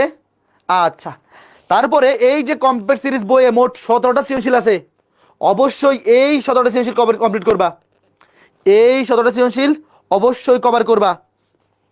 এই 17টা সৃজনশীল যদি কভার না করো, তাহলে কিন্তু পরীক্ষায় গিয়ে পারবা না, পরীক্ষায় গিয়ে দেখবা যে ভুল হয়ে যাচ্ছে। আচ্ছা, 17টা সৃজনশীল সলভ করবা। এরপরে কি আছে? ক খ তো আমি দিয়েই দিছি। আর যাদের অধ্যায় 3, 4, 5, 6 ভালো মতো পড়া আছে, শোনো, যাদের অধ্যায় 3, 4 এই 4টা অধ্যায় ভালো মতো পড়ছো, কে বলো তো? এক তো সবাই পড়ছো, এক পড়ো না এমন কেউ আছে? এটা তো বলা লাগে না। মানে মেইন অধ্যায় হচ্ছে 3, 4, 5, 6, আইসিটির মেইন অধ্যায় 3, 4, 5, 6। মানে আমি সবসময় 3, 4, 5, 6 অ্যান্সার করতাম, বুঝছো? তো যারা আমার মতো বড়লোকি স্টুডেন্ট আছো, বড়লোকি স্টুডেন্ট মানে টাকা পয়সার দিক দিয়ে বড় লোক না, মানে যাদের সিলেবাস মোটামুটি ভালো কমপ্লিট, এই দিক দিয়ে বড় লোক, যে যাদের সিলেবাস মোটামুটি ভালো কমপ্লিট আইসিটিতে, তোমরা টার্গেট করো এই 4টা সৃজনশীল। মানে এই 4টা অধ্যায় থেকে 5টা সৃজনশীল আসবে, মিনিমাম 6টা আসতে পারে। নর্মালি প্রথম অধ্যায় থেকে সৃজনশীল আসে একটা, দ্বিতীয় অধ্যায় থেকে কোনো কোনো বোর্ডে একটা আসবে, কোনো কোনো বোর্ডে 2টাও চলে আসতে পারে, কারণ টপিক অনেক বেশি তো। তবে এখানে তৃতীয় অধ্যায় থেকে 2টা আসবেই মাস্ট, এখান থেকে একটা, আর এগুলো থেকে একটা মাস্ট, 5টা। তবে পঞ্চম অধ্যায় থেকে 2টা আসার সম্ভাবনা আছে। মানে এখানে পার্থক্যটা হবে এখানে দ্বিতীয় অধ্যায় আর পঞ্চম অধ্যায়। যদি দ্বিতীয় অধ্যায় থেকে একটা আসে, তাহলে পঞ্চম অধ্যায় থেকে 2টা আসবে। আর যদি দ্বিতীয় অধ্যায় থেকে একটা আসে, তাহলে পঞ্চম অধ্যায় থেকে 2টা আসবে। বুঝছো? এগুলো অ্যান্সার করলে একদম 50-এ 50, একদম 50-এ 50। মানে তুমি যদি ঠিকঠাক লিখতে পারো নাম্বার কাটবে না, ঠিকঠাক লিখতে পারলে নাম্বার কাটবে না। এখন দেখো কি বলছে, কি বলছে, নেটওয়ার্ক ডিভাইস বলে ক নাম্বার, এগুলো ক নাম্বার আসতে পারে। নেটওয়ার্ক ডিভাইস কি? দেখো, কম্পিউটার, প্রিন্টার ইত্যাদি মেশিন বা ইলেকট্রনিক ডিভাইসগুলোকে নিরাপদে নেটওয়ার্কের সাথে সংযুক্ত করতে ব্যবহৃত যে সমস্ত ডিভাইস, সেইগুলোকে কি বলে? Network device. বুঝছো? মানে নেটওয়ার্ক বিল্ড করতে, বিভিন্ন ডিভাইসের মধ্যে নেটওয়ার্ক বিল্ড করতে যে সমস্ত ডিভাইস ইউজ করা হয়, হার্ডওয়্যার ডিভাইস, এগুলোকে আমরা কি বলি? Network device. আচ্ছা ঠিক আছে, ওকে ফাইন ফাইন ফাইন। এবার প্রথমে এনআইসি, এগুলোর ফুল ফর্ম আসতে পারে বা ক নাম্বারে আসতে পারে। দেখো ক নাম্বারে আসবে যে এনআইসি, এটার ফুল ফর্ম মুখস্থ করো, নেটওয়ার্ক ইন্টারফেস কার্ড। এনআইসি একটি যন্ত্রাংশ যা একটা সার্কিট বোর্ড বা চিপ, কম্পিউটার কিংবা অন্য ডিভাইসকে নেটওয়ার্কের সাথে সংযুক্ত করার জন্য ব্যবহৃত করা হয়। দেখো ভাই, আমরা এখন যেই ডিভাইসগুলো সম্পর্কে জানবো সবগুলাই কি বিভিন্ন কম্পিউটার বা ডিভাইসকে নেটওয়ার্কের মধ্যে কানেক্ট করার জন্য ইউজ করা হয়। তো সংজ্ঞাটাই দেখো, এটা এমন একটা ডিভাইস, একটা যন্ত্রাংশ, এমন একটা ডিভাইস যা কি কম্পিউটার কিংবা অন্য ডিভাইস, তোমার এত এত কঠিন জিনিস পড়ার দরকার নেই, সহজভাবে পড়বা, তুমি এমনি পড়বা। নেটওয়ার্ক ইন্টারফেস কার্ড একটি যন্ত্রাংশ যা কম্পিউটার কিংবা অন্য কোনো ডিভাইসকে নেটওয়ার্কের সাথে যুক্ত করার জন্য ব্যবহার করা হয়। শেষ, খুবই simple. NIC network interface card এমন একটা যন্ত্রাংশ বা ডিভাইস যা কম্পিউটার বা অন্য কোনো ডিভাইসকে নেটওয়ার্কের সাথে যুক্ত করতে ইউজ করা হয়। শেষ, বুঝছো? কথা বুঝছো? আচ্ছা, এরপরে মডেম। এই মডেমের নাম বলছি একটু আগেই, মডেম পড়ো নাই? গত ক্লাসে মডুলেশন ডিমডুলেশন পড়েছিলাম, মনে আছে মডেমের কাজ? গত ক্লাসে আমরা মডেমের কাজ পড়ছিলাম।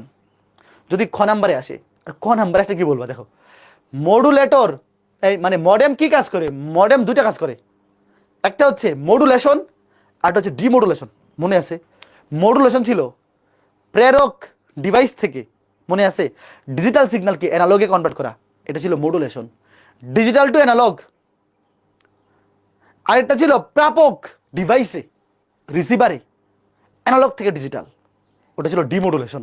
যারা গত ক্লাস করছে, মডেমে এই দুইটা কাজ করে, একটা হচ্ছে মডুলেশন, একটা হচ্ছে ডিমডুলেশন।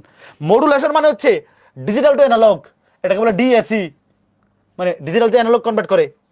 আর হচ্ছে ডিমডুলেটর, মানে অ্যানালগ টু ডিজিটাল। মনে আছে এই গত ক্লাস যারা করছো? তো অ্যানালগ সিগন্যালকে দেখো, এই মডেমের কাজ কি? মডেমের কাজ হচ্ছে সে দুইটা কাজ করে। মডেম হচ্ছে এমন একটা ডিভাইস, তুমি বলবা মডেম হচ্ছে এমন একটা ডিভাইস যা প্রেরক কম্পিউটারের ডিজিটাল সিগন্যালকে অ্যানালগে এবং প্রাপক কম্পিউটারে অ্যানালগ সিগন্যালকে ডিজিটাল সিগন্যালে কনভার্ট করে। শেষ, ওকে। জাস্ট সংজ্ঞাটা তুমি চাইলে এমন দিতে পারো, অর্থাৎ মডেম এমন একটি ডিভাইস যা দুইটা কাজ করে, একটা হচ্ছে মডুলেশন, একটা ডিমডুলেশন। জাস্ট এটা বললে হবে যে মডেম হচ্ছে এমন একটা ডিভাইস যা কি করে? মডুলেশন এবং ডিমডুলেশন কাজ করে। তো মডুলেশন এবং ডিমডুলেশন কাজটা কি? মডুলেশন হচ্ছে প্রেরক সাইডের ডিজিটাল সিগন্যালকে অ্যানালগ সিগন্যালে কনভার্ট করা এবং প্রাপক সাইডের মানে রিসিভারে অ্যানালগ থেকে আবার ডিজিটালে কনভার্ট করা। ঠিক আছে ছোট্ট বন্ধু, তাহলে এটা মডেম গেল। এবার হচ্ছে হাব। মডেমের পরে হচ্ছে হাব জিনিসটাকে আমি বলতেছি, দেখো হাব। ধরো এই যে দেখতে, এটা হাব, অনেকগুলা তার কানেকশন, অনেকগুলো লাইন কানেক্ট দেওয়া যায়। দেখো তোমরা কি এরকম কোনো হাব দেখছো? অনেকগুলা পোর্ট ঢুকানোর মতো। এই যে কম্পিউটারে যখন ইউজ করো তোমরা, অনেকগুলা তার কানেক্ট করতে হয় না? অনেকগুলা তার, ধরো একটা বড় পিসি সেটআপ, অনেকগুলা তার। তো ধরো এই যে এরকম অনেকগুলো তার ইউজ করার মতো একটা বড়, এই যে এরকম এর মতো থাকে, এই যে রাউটারের মতোই দেখতে, অনেকটা রাউটারের মতোই মোটামুটি এরকম মোটা, আর অনেকগুলো লাইন ঢোকানোর মতো থাকে। আচ্ছা ওয়েট, এখন হাবের জিনিসটা কি? দেখো হাবের জিনিসটা হচ্ছে অনেকগুলা ডিভাইসের সাথে কানেক্টেড থাকে। ধরো এটা একটা নেটওয়ার্ক, ধরো একটা দুইটা তিনটা চারটা পাঁচটা, ধরো এখানে 5টা কম্পিউটার হাবের সাথে কানেক্টেড আছে। তাহলে এখানে ব্যাপারটা কি? ব্যাপারটা হচ্ছে এরকম, ধরো এই হাবও হচ্ছে কাইন্ড অফ, ধরো একটা কিসের মতো, ওই যে ইয়ার মতো, সার্ভারের মতো। ধরো যে এখান থেকে তুমি আগে ইনফরমেশন হাবের কাছে দিবা, তারপর হাব বাকিদেরকে পাঠাবে।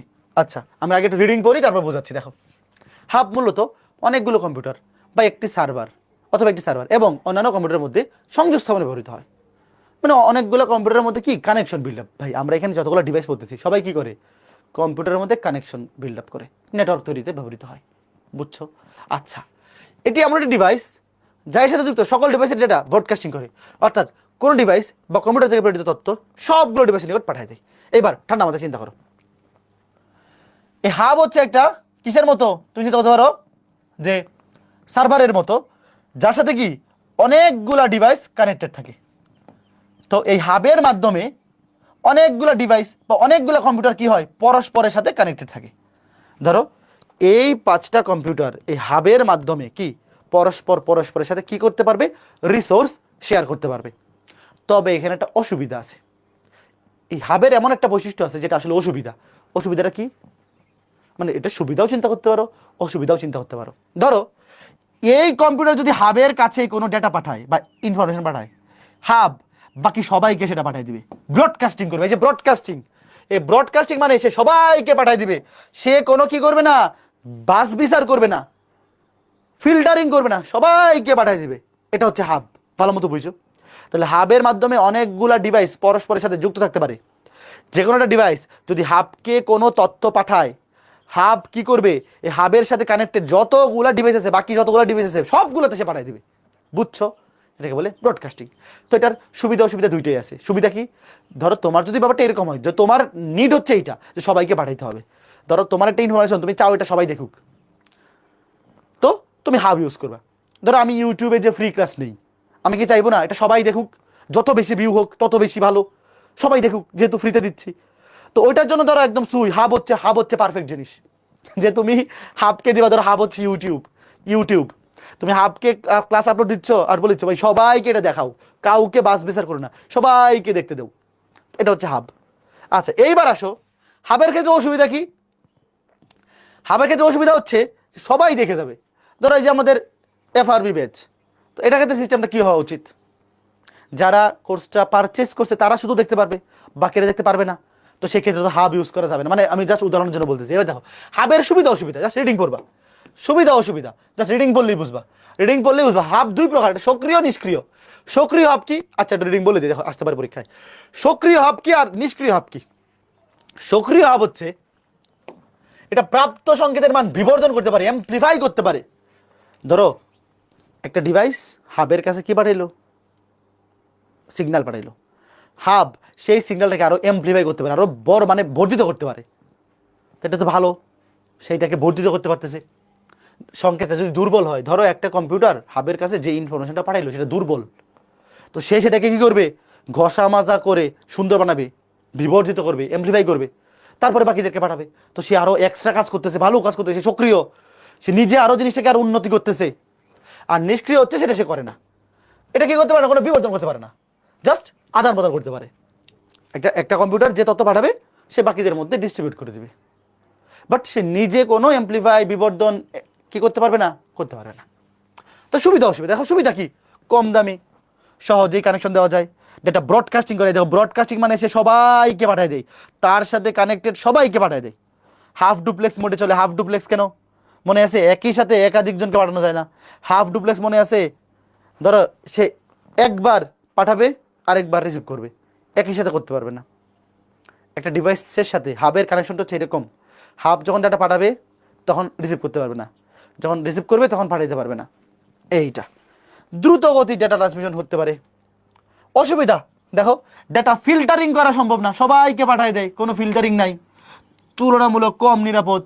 কম নিরাপদ কেন, যেহেতু সে সবাইকে পাঠিয়ে দিচ্ছে, তো এখানে তো একজন থাকে যে শয়তান, যে সে এখানে একদম কি, ধরো 5 জন মানুষের মধ্যে একজন শয়তান মানুষ থাকতে পারে না। যেহেতু তুমি সবাইকে ফিল্টারিং না করে ডেটা পাঠিয়ে দিচ্ছ, তো নিরাপত্তা কম। যদি একজন লিক করে দেয় কোনো ইনফরমেশন, কোনো একটা ইনফরমেশন যদি একজন লিক করে দেয়, তাইলে তো আউট হয়ে যাবে সেটা, তাই না? বুঝতে পেরেছো? এইবার আসো সুইচ। তো হাবের যে অসুবিধাটা ছিল, ওয়েট, এই দুটো জিনিস খুবই ইম্পর্টেন্ট, হাব এবং সুইচ।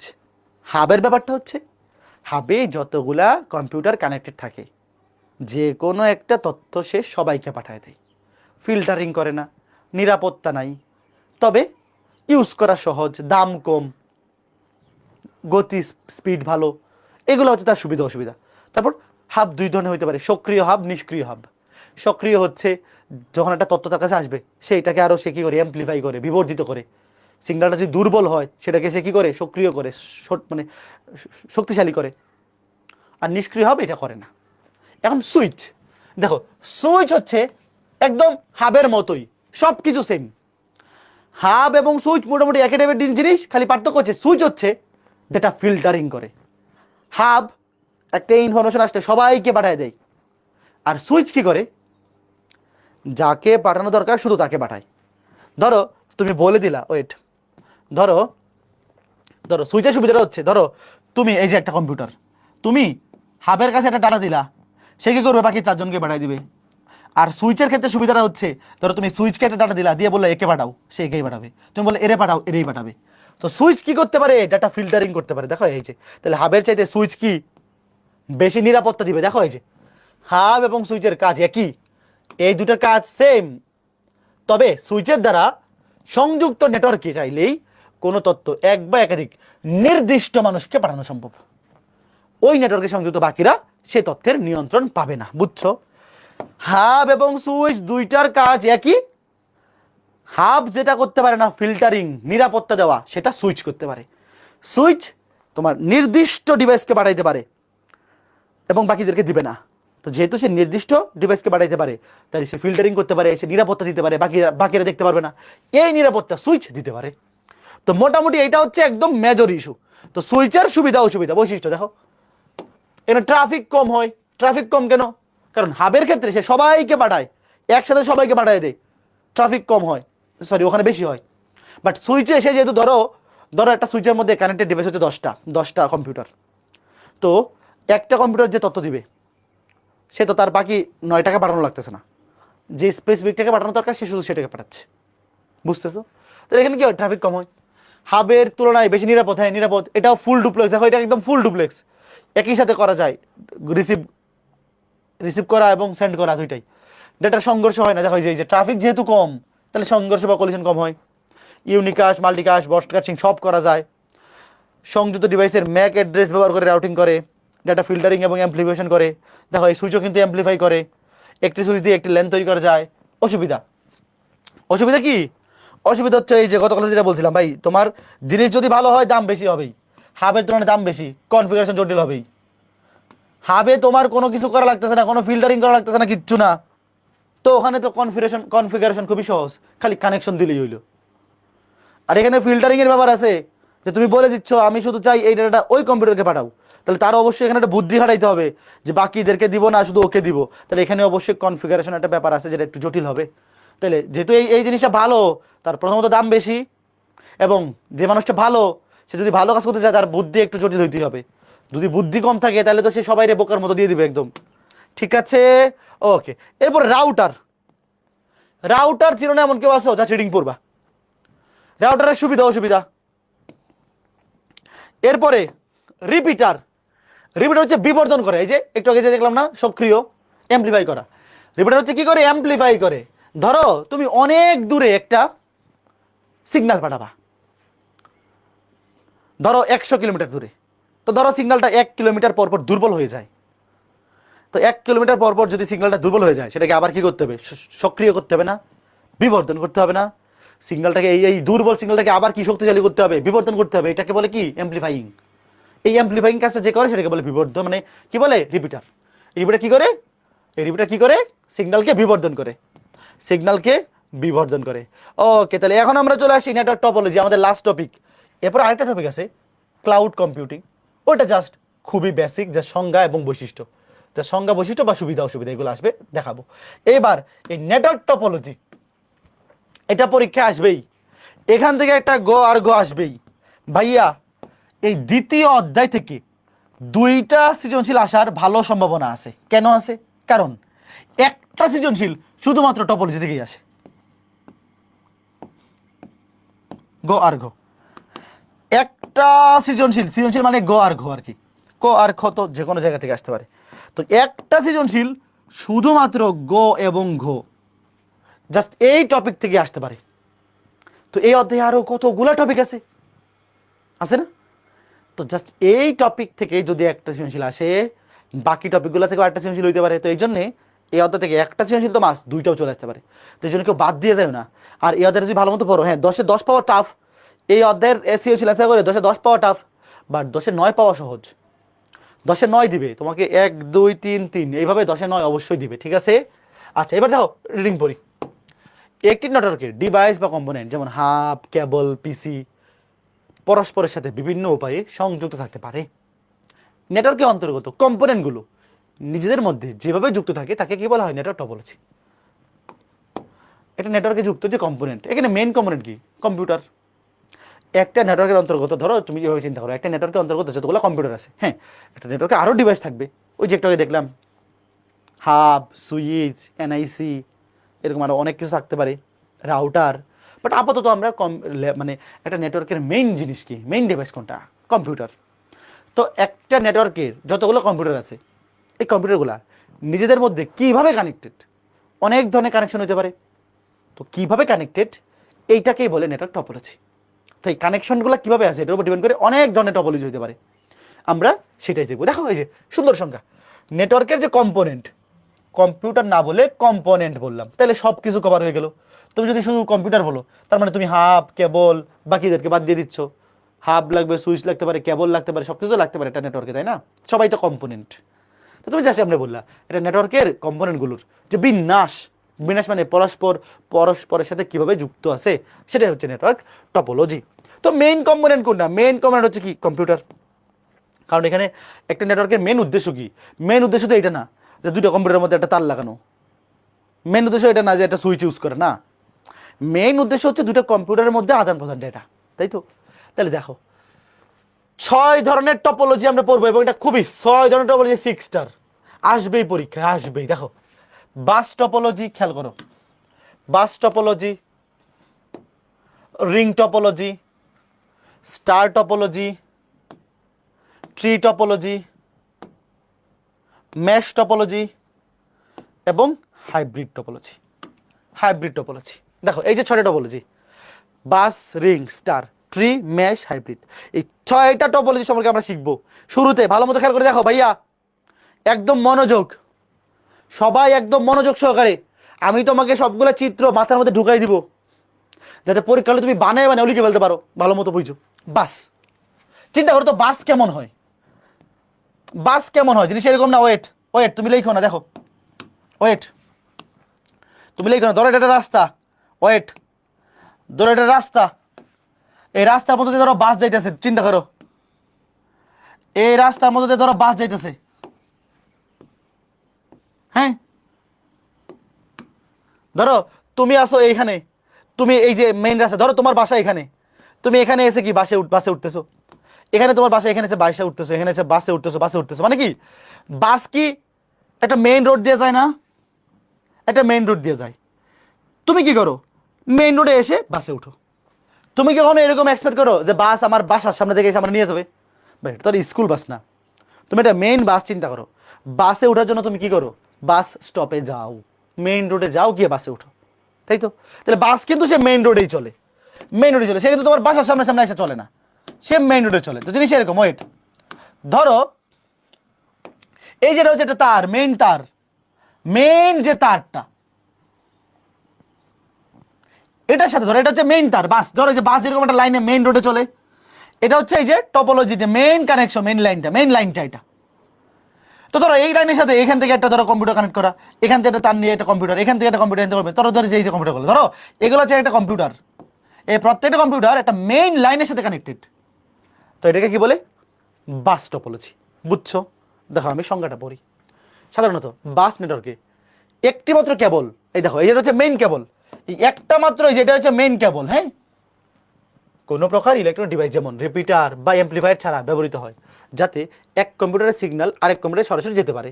তাই এই টপোলজিকে প্যাসিভ টপোলজিও বলা হয়। দেখো এখানে কোনো ধরনের তোমার আলাদা করে কি লাগতেছে না, রিপিটার লাগতেছে না, অ্যাম্প্লিফায়ার লাগতেছে না, কারণ ডিরেক্ট লাইন তো একটাই, মেইন লাইন।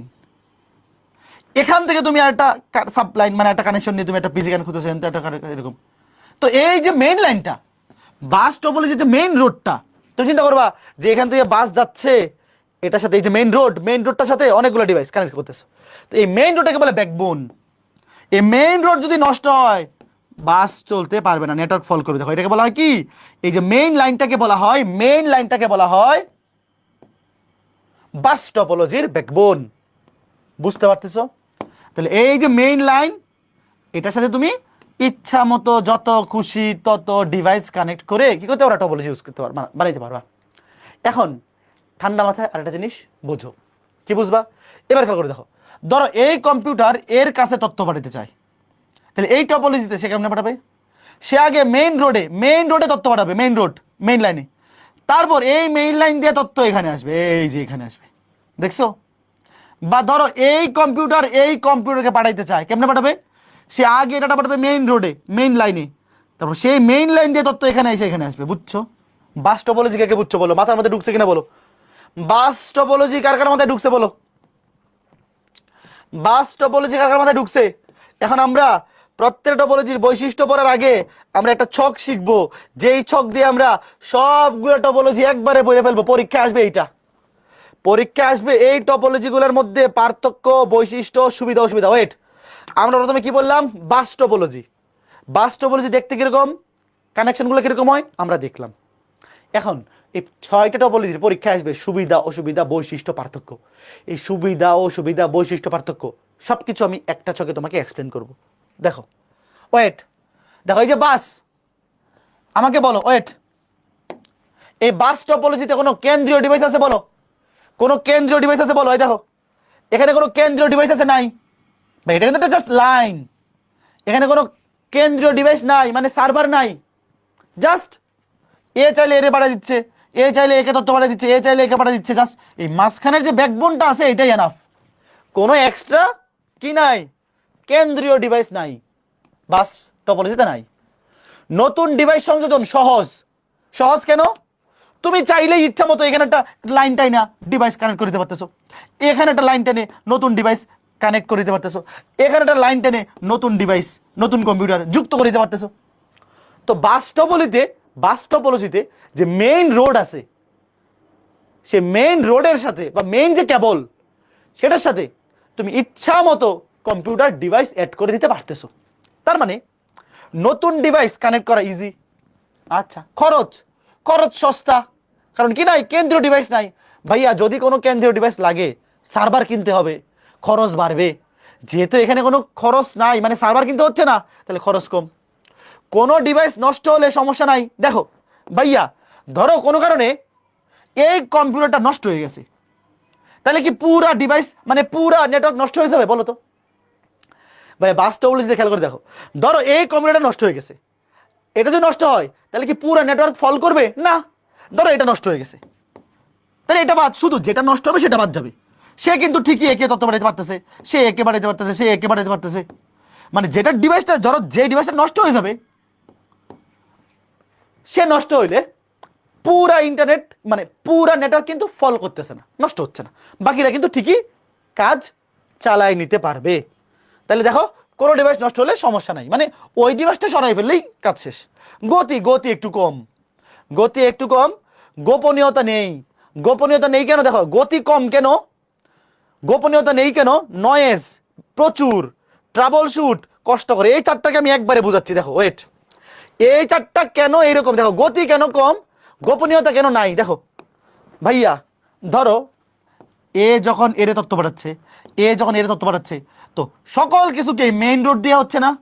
তো ধরো চিন্তা করো, একই সাথে যদি অনেক বেশি তথ্য মেইন রোডের উপর দিয়ে যাওয়া আসা করে, গতি কমে যাবে না? ধরো একই সাথে যদি অনেকগুলা বাস, এটা ট্রাফিক জ্যাম হয়ে যাবে না? ধরো একটা রোড, একটা মেইন রোডের মধ্যে যদি অনেকগুলা গাড়ি, ধরো এ তথ্য পাঠাচ্ছে একে, একে, তো সবগুলো তথ্য তো আলটিমেটলি এটার মধ্যে দিয়ে যাচ্ছে, যে মেইন রোডের মধ্যে দিয়ে যাচ্ছে, মেইন রোডের মধ্যে দিয়া। তো যেহেতু এখানে একটাই মেইন রোড, মেইন কেবল, মেইন লাইন, এখানে কি হবে? গতি কমে যাবে। গতি কি হবে? দেখো গতি কি হবে? গতি কমে যাবে। এবং নয়েজ বেশি হবে, প্রচুর নয়েজ বাড়বে। কেন? এই যে ডেটা একটা সাথে কলিশন হবে, ধরো এ যখন একে পাঠাচ্ছে, আবার এ যখন একে পাঠাচ্ছে, যে মাঝখানে কি হবে? ডেটার কলিশন হবে, তো নয়েজ প্রচুর। তারপরে খেয়াল করে দেখো, গোপনীয়তা নেই। দেখো ভাইয়া কি একটা ব্যাপার, ধরো এ যখন এর তথ্য পাঠাচ্ছে, মাঝখানে এই বেচারা এখানে এটার অ্যাক্সেস পাওয়া যাচ্ছে না। ধরো তুমি একটা কানে কানে কথা বলতে চাও একে একে একে, যে ভাই আমি শুধু এর তথ্য পাঠাবো, কিন্তু এই বাচ্চা কিন্তু ঠিক এখানে দেখে বলতেছে। ধরো মেইন রোড, মেইন রোড দিয়ে তো যে কেউ যে কোনো কিছু দেখতে পারবে, তাই না? তুমি তো কন্ট্রোল করতে পারবে না, গোপনীয়তা নাই।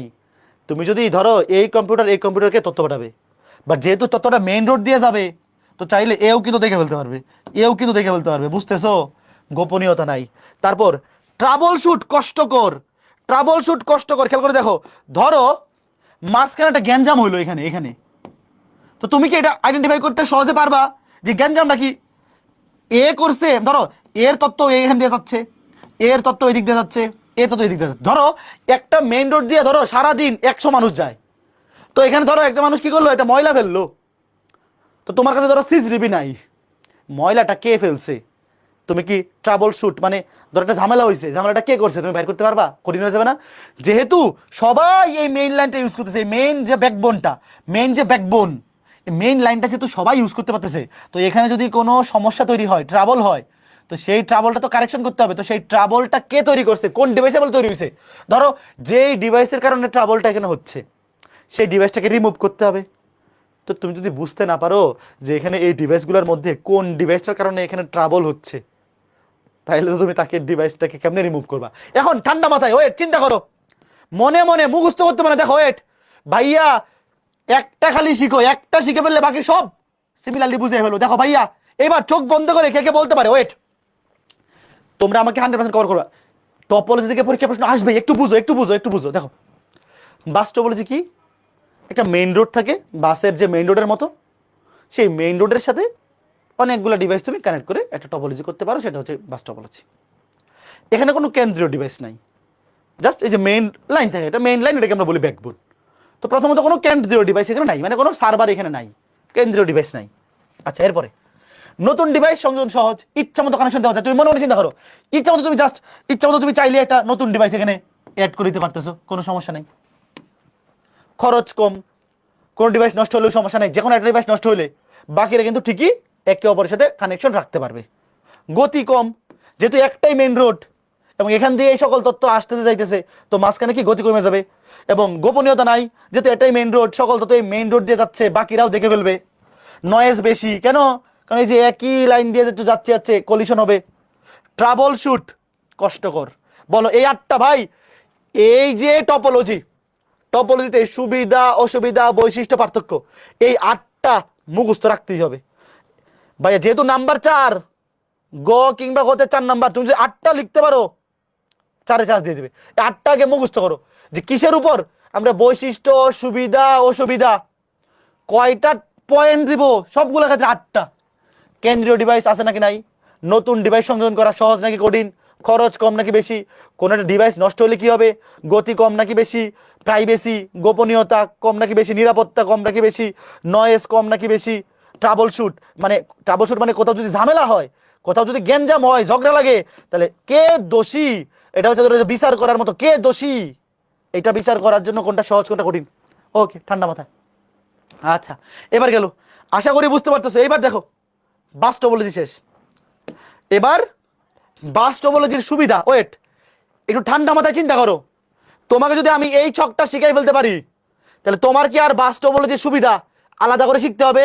দেখো বাস টপোলজির সুবিধা তুমি এখান থেকে লিখতে পারবা। সুবিধা কি কি? বাস টপোলজিতে কোনো কেন্দ্রীয় ডিভাইস নাই, এটা একটা সুবিধা। নতুন ডিভাইস সংযোজন করা সহজ, খুব সহজেই নতুন ডিভাইস সংযোজন করা, নেটওয়ার্কে সংযোগ করা যায়, এটা একটা সুবিধা। খরচ খুবই কম, এটা একটা সুবিধা। নতুন ডিভাইস সংযোগ করা, কোনো ডিভাইস নষ্ট হইলে পুরো নেটওয়ার্কে কি হয় না, সমস্যা তৈরি হয় না, সুবিধা। গতি কম, এটা সুবিধার মধ্যে দেওয়া যাবে না, এটা সুবিধার মধ্যে দেওয়া যাবে না, এটা দেওয়া যাবে না, এটা দেওয়া যাবে না। এই 4টা সুবিধা, কে কে বুঝতেছো? এই 4টা সুবিধা আর এই 4টা অসুবিধা। দেখো গতি কম, গোপনীয়তা নাই, নয়েজ বেশি, ট্রাবল শুট কষ্ট। দেখো ভাইয়া এই ছকের মধ্যে পরীক্ষায় আসে কি জানো, পরীক্ষায় আসে যে কোনো 2টা টপোলজি বা 3টা টপোলজি দিয়ে বলে এদের মধ্যে পার্থক্য। তো পার্থক্য তো এই ছকটা জানা থাকলে এনাফ, আর সুবিধা অসুবিধা এই ছকের মধ্যেই আছে। আচ্ছা, এবার বাস টপোলজি গেল।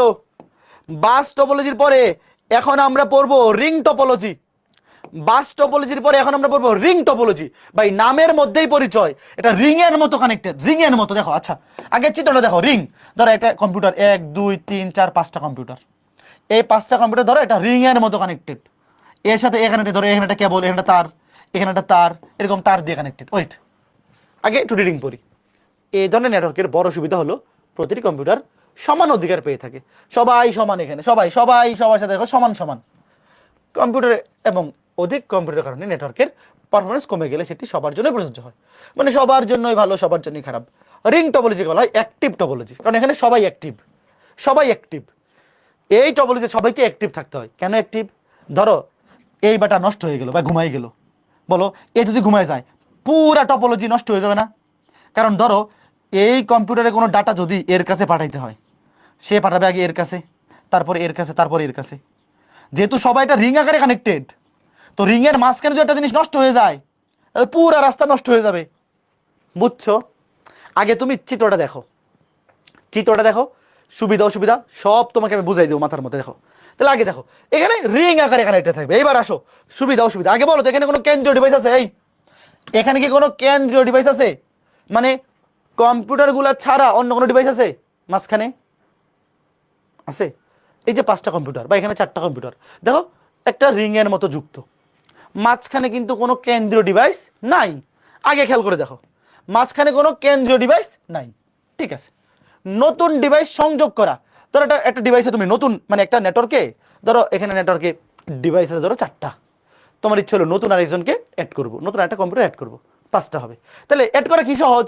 ধরো মাঝখানে একটা ঢুকাই দিলা, তাহলে হয়ে যাচ্ছে। বা মাঝখানে একটা ঢুকাই দিলা, মাঝখানে ঢুকাই দিলা। তাইলে রিং টপোলজিতে নতুন ডিভাইস অ্যাড করা কি সহজ? জাস্ট এই দুজনের মাঝখানে আরেকজনকে দিয়ে দিলা, এখানে আরেকজন, এখানে আরেকজন, মানে আরেকজন বলতে একটা কম্পিউটার। তাহলে রিং টপোলজিতে তুমি নতুন ডিভাইস অ্যাড করতে পারো খুব সহজেই, তোমার পরিশ্রম করতে হবে না, তুমি খুব সহজেই অ্যাড করে দিতে পারবা। খরচ সস্তা। কেন? কারণ কেন্দ্রীয় ডিভাইস নাই। যেহেতু কেন্দ্রীয় ডিভাইস নাই, কেন্দ্রীয় ডিভাইস কিনতে হচ্ছে না, খরচ কম। কোন ডিভাইস নষ্ট হলে পুরো টপোলজি অচল হয়ে যাবে। এই দেখো, বাস টপোলজিতে কোনো একটা ডিভাইস নষ্ট হলে, মানে কোনো একটা কম্পিউটার নষ্ট হলে কিন্তু পুরো টপোলজি নষ্ট হয় না। বাট রিং টপোলজিতে কোনো একটা কম্পিউটার নষ্ট হলে পুরো টপোলজি অচল হয়ে যাবে। কেন? দেখো, এই দেখো, একটু আগে বলছিলাম এখানে, এই জন্য এই টপোলজি নামে হচ্ছে অ্যাক্টিভ টপোলজি। অ্যাক্টিভ, সবগুলা ডিভাইসকে অ্যাক্টিভ থাকতে হবে। যে কোনো একটা যদি নষ্ট হয়, এটা নষ্ট হয়ে গেছে, তাহলে পুরা টপোলজি নষ্ট হয়ে যাবে। কারণ এর থেকে তথ্য আর এখানে তুমি পাঠাইতে পারবে না। যে কোনো একটা নষ্ট হইলে পুরা টপোলজি নষ্ট হয়ে যাবে। বুঝছো? এবার দেখো গতি, গতি কম। গতি কম কেন? কারণ ধরো এখান থেকে তুমি এখানে তথ্য পাঠাবা, কিন্তু এই ঘুরে ঘুরে একটাই লাইন, একটাই যেহেতু মেইন লাইন, তোমাকে ধীরে সুস্থে কাজ করতে হবে। কারণ একটাই লাইন, একটা লাইন দিয়ে তুমি যদি ধরো একটাই রাস্তা, একটা রাস্তা দিয়ে যদি তুমি অনেক বেশি জিনিসপত্র একবারে পাঠাতে চাও, অবশ্যই আস্তে আস্তে বাড়াইতে হবে। একবারে সবাই জোরে গাড়ি চালানো শুরু করলে অ্যাক্সিডেন্ট হয়ে মরে যাবা। তাহলে এখানে গতি কি? গতি কম। গোপনীয়তা নাই ভাই, গোপনীয়তা তো নাই। কারণ ধরো এই কম্পিউটার থেকে তুমি এই কম্পিউটারে কোনো তথ্য পাঠাবা, এটা আগে এই কম্পিউটার দেখে ফেলবে, এই কম্পিউটার দেখে ফেলবে, তারপরে এখানে আসবে। তো ভাই গোপনীয়তা নাই, গতিও কম। গতিও কম, গোপনীয়তাও নাই, নয়েজ আছে, অবশ্যই আছে, একটাই তো লাইন। ধরো যেহেতু লাইন একটাই, ধরো এ এর কাছে তথ্য পাঠাচ্ছে, আর এবার এ এর কাছে পাঠাচ্ছে, এ এর কাছে পাঠাচ্ছে, তো লাইন যেহেতু একটাই, তাহলে অবশ্যই কি নয়েজ হবে। ট্রাবল শুট সহজ। বলো তো এবার এখানে ট্রাবল শুট সহজ কেন? চিন্তা করো, বাস টপোলজিতে ট্রাবল শুট ছিল কঠিন, কিন্তু রিং টপোলজিতে সহজ। কেন সহজ? কারণ কোন ডিভাইসটা তো ঝামেলা, এটা তো খুব সহজে আইডেন্টিফাই করা যাবে। ধরো তুমি এখানে তথ্য পাঠাচ্ছ, কিন্তু মাঝখানে একটা ঝামেলা হয়ে গেছে, কোথায় গিয়ে ঝামেলাটা হয়েছে এটা তো খুব সহজে বের করে ফেলা যাবে। ধরো ধরো যে তুমি এখান থেকে একটা ইনফরমেশন পাঠাইছো, এর কাছেও গেছে কিন্তু এর কাছে আসে নাই, তার মানে কি মাঝখানে এখানে ঝামেলা আছে। বুঝছো? বা ধরো এখান থেকে পাঠাইছো, এখান থেকে ধরো এখান থেকে তুমি এখানে পাঠাবা, এর কাছে গেছে কিন্তু এর কাছে আসলো না, তাহলে অবশ্যই মাঝখানে এখানে ঝামেলা আছে। বুঝছো? যেহেতু একটাই লাইন, তাইলে কোন কম্পিউটারে গিয়ে এটা ঝামেলা হচ্ছে এটা খুব সহজে বাইর করে ফেলা সম্ভব। বুঝতে পারছো? তাহলে ট্রাবল শুট কি? ইজি। Trouble shoot easy. বলো এই জিনিসটাকে কি বুঝছো? আমি আরেকবার সামারি করতেছি, খুব ভালো মতো বুঝো, এখান থেকে প্রশ্ন আসবেই। রিং টপোলজি, কেন্দ্রীয় ডিভাইস নাই, নতুন ডিভাইস সংযোগ করা সহজ, দুইটার মাঝখানে একটা ঢুকাই দিলেই হয়ে যাচ্ছে। খরচ কম, যেহেতু কেন্দ্রীয় ডিভাইস নাই, খরচ কম। নতুন ডিভাইস নষ্ট হলে পুরা টপোলজি নষ্ট হয়ে যায়, কারণ একটা নষ্ট হলে পুরাটা কি হয়ে যাবে? আটকে যাবে। গতি কম, গোপনীয়তা নাই, নয়েজ বেশি, ট্রাবল শুট সহজ। খেয়াল করে দেখো, ট্রাবল শুট মানে যদি নষ্ট হয়, ধরো কোথাও একটা ঝামেলা হইলো, ট্রাবল শুট মানে হচ্ছে সেটাকে সলভ করা। তো একটা জিনিস সলভ করতে হলে তোমার তো এই ইনফরমেশনটা লাগবে যে কোথায় ঝামেলা হয়েছে বা ঝামেলাটা কে করতেছে, ট্রাবলটা কার কারণে তৈরি হচ্ছে, তাকে ওখান থেকে সরাই দেই। তো এই যে কোনো ডিভাইস নষ্ট হলে পুরো টপোলজি অচল হয়ে যায়। তবে একটা সুবিধার কথা হচ্ছে, কোন ডিভাইসটা নষ্ট হয়েছে বা কার কারণে কোনো ঝামেলা হচ্ছে সেটা খুব সহজে কিন্তু ট্রাবল শুট করে তো ফিক্স করে ফেলা যায়। আচ্ছা, এবার গেল রিং টপোলজি। এবার হচ্ছে স্টার টপোলজি, রিং এর পরে স্টার। দেখো যে নেটওয়ার্কের প্রত্যেকটি কম্পিউটার একটি কেন্দ্রীয় ডিভাইসের মাধ্যমে সংযুক্ত হয়ে নেটওয়ার্ক কাঠামো তৈরি করে তাকে স্টার টপোলজি বলে। একে P2MP, point to multi points topology বলা হয়, কারণ একটা থেকে একটা পয়েন্ট, মানে একটা কেন্দ্রীয় ডিভাইস থেকে অনেকগুলো ডিভাইস কানেক্টেড থাকে। ওয়েট, এখানে কেন্দ্রীয় ডিভাইস হিসেবে কি একটা হাব বা সুইচ ইউজ করা হয়। হাব বা সুইচ, ওই যে মনে আছে, হাব বা সুইচের সাথে অনেকগুলো কম্পিউটার কানেক্ট করা যায়। তো হাব এবং সুইচের মধ্যে পার্থক্যটা মনে আছে নিশ্চয়ই। হাব হচ্ছে সবাইকে পাঠিয়ে দেয়, আর সুইচ নির্দিষ্ট জনকে পাঠাইতে পারে। আচ্ছা ওয়েট, আমি তোমাকে জিনিসটা এক্সপ্লেন করে দেখো। সংজ্ঞার মধ্যেই, নামের মধ্যেই পরিচয় দেখো, স্টার টপোলজি কি থাকে, কেন্দ্রীয় ডিভাইস। এখানে কতগুলা কম্পিউটার এটা নেটওয়ার্কে একটা কি কেন্দ্রীয় ডিভাইসের মধ্যে যুক্ত হয়। তো প্রথম বৈশিষ্ট্য, কেন্দ্রীয় ডিভাইস আছে নাকি নাই, আছে। এখন দেখো, এই যে দেখো চিত্রটা দেখো, ধরো এই যে একটা কেন্দ্রীয় ডিভাইস, ধরো এটা হাব হইতে পারে বা সুইচ হইতে পারে, সুইচ বা হাব যে কোনো একটা। তো ধরো এই যে সুইচ বা হাবের সাথে দেখো 1 2 3 4 5 6 6টা কম্পিউটার কানেক্ট করা হয়েছে। জাস্ট চিত্রটা দেখো তুমি, স্টার টপোলজি।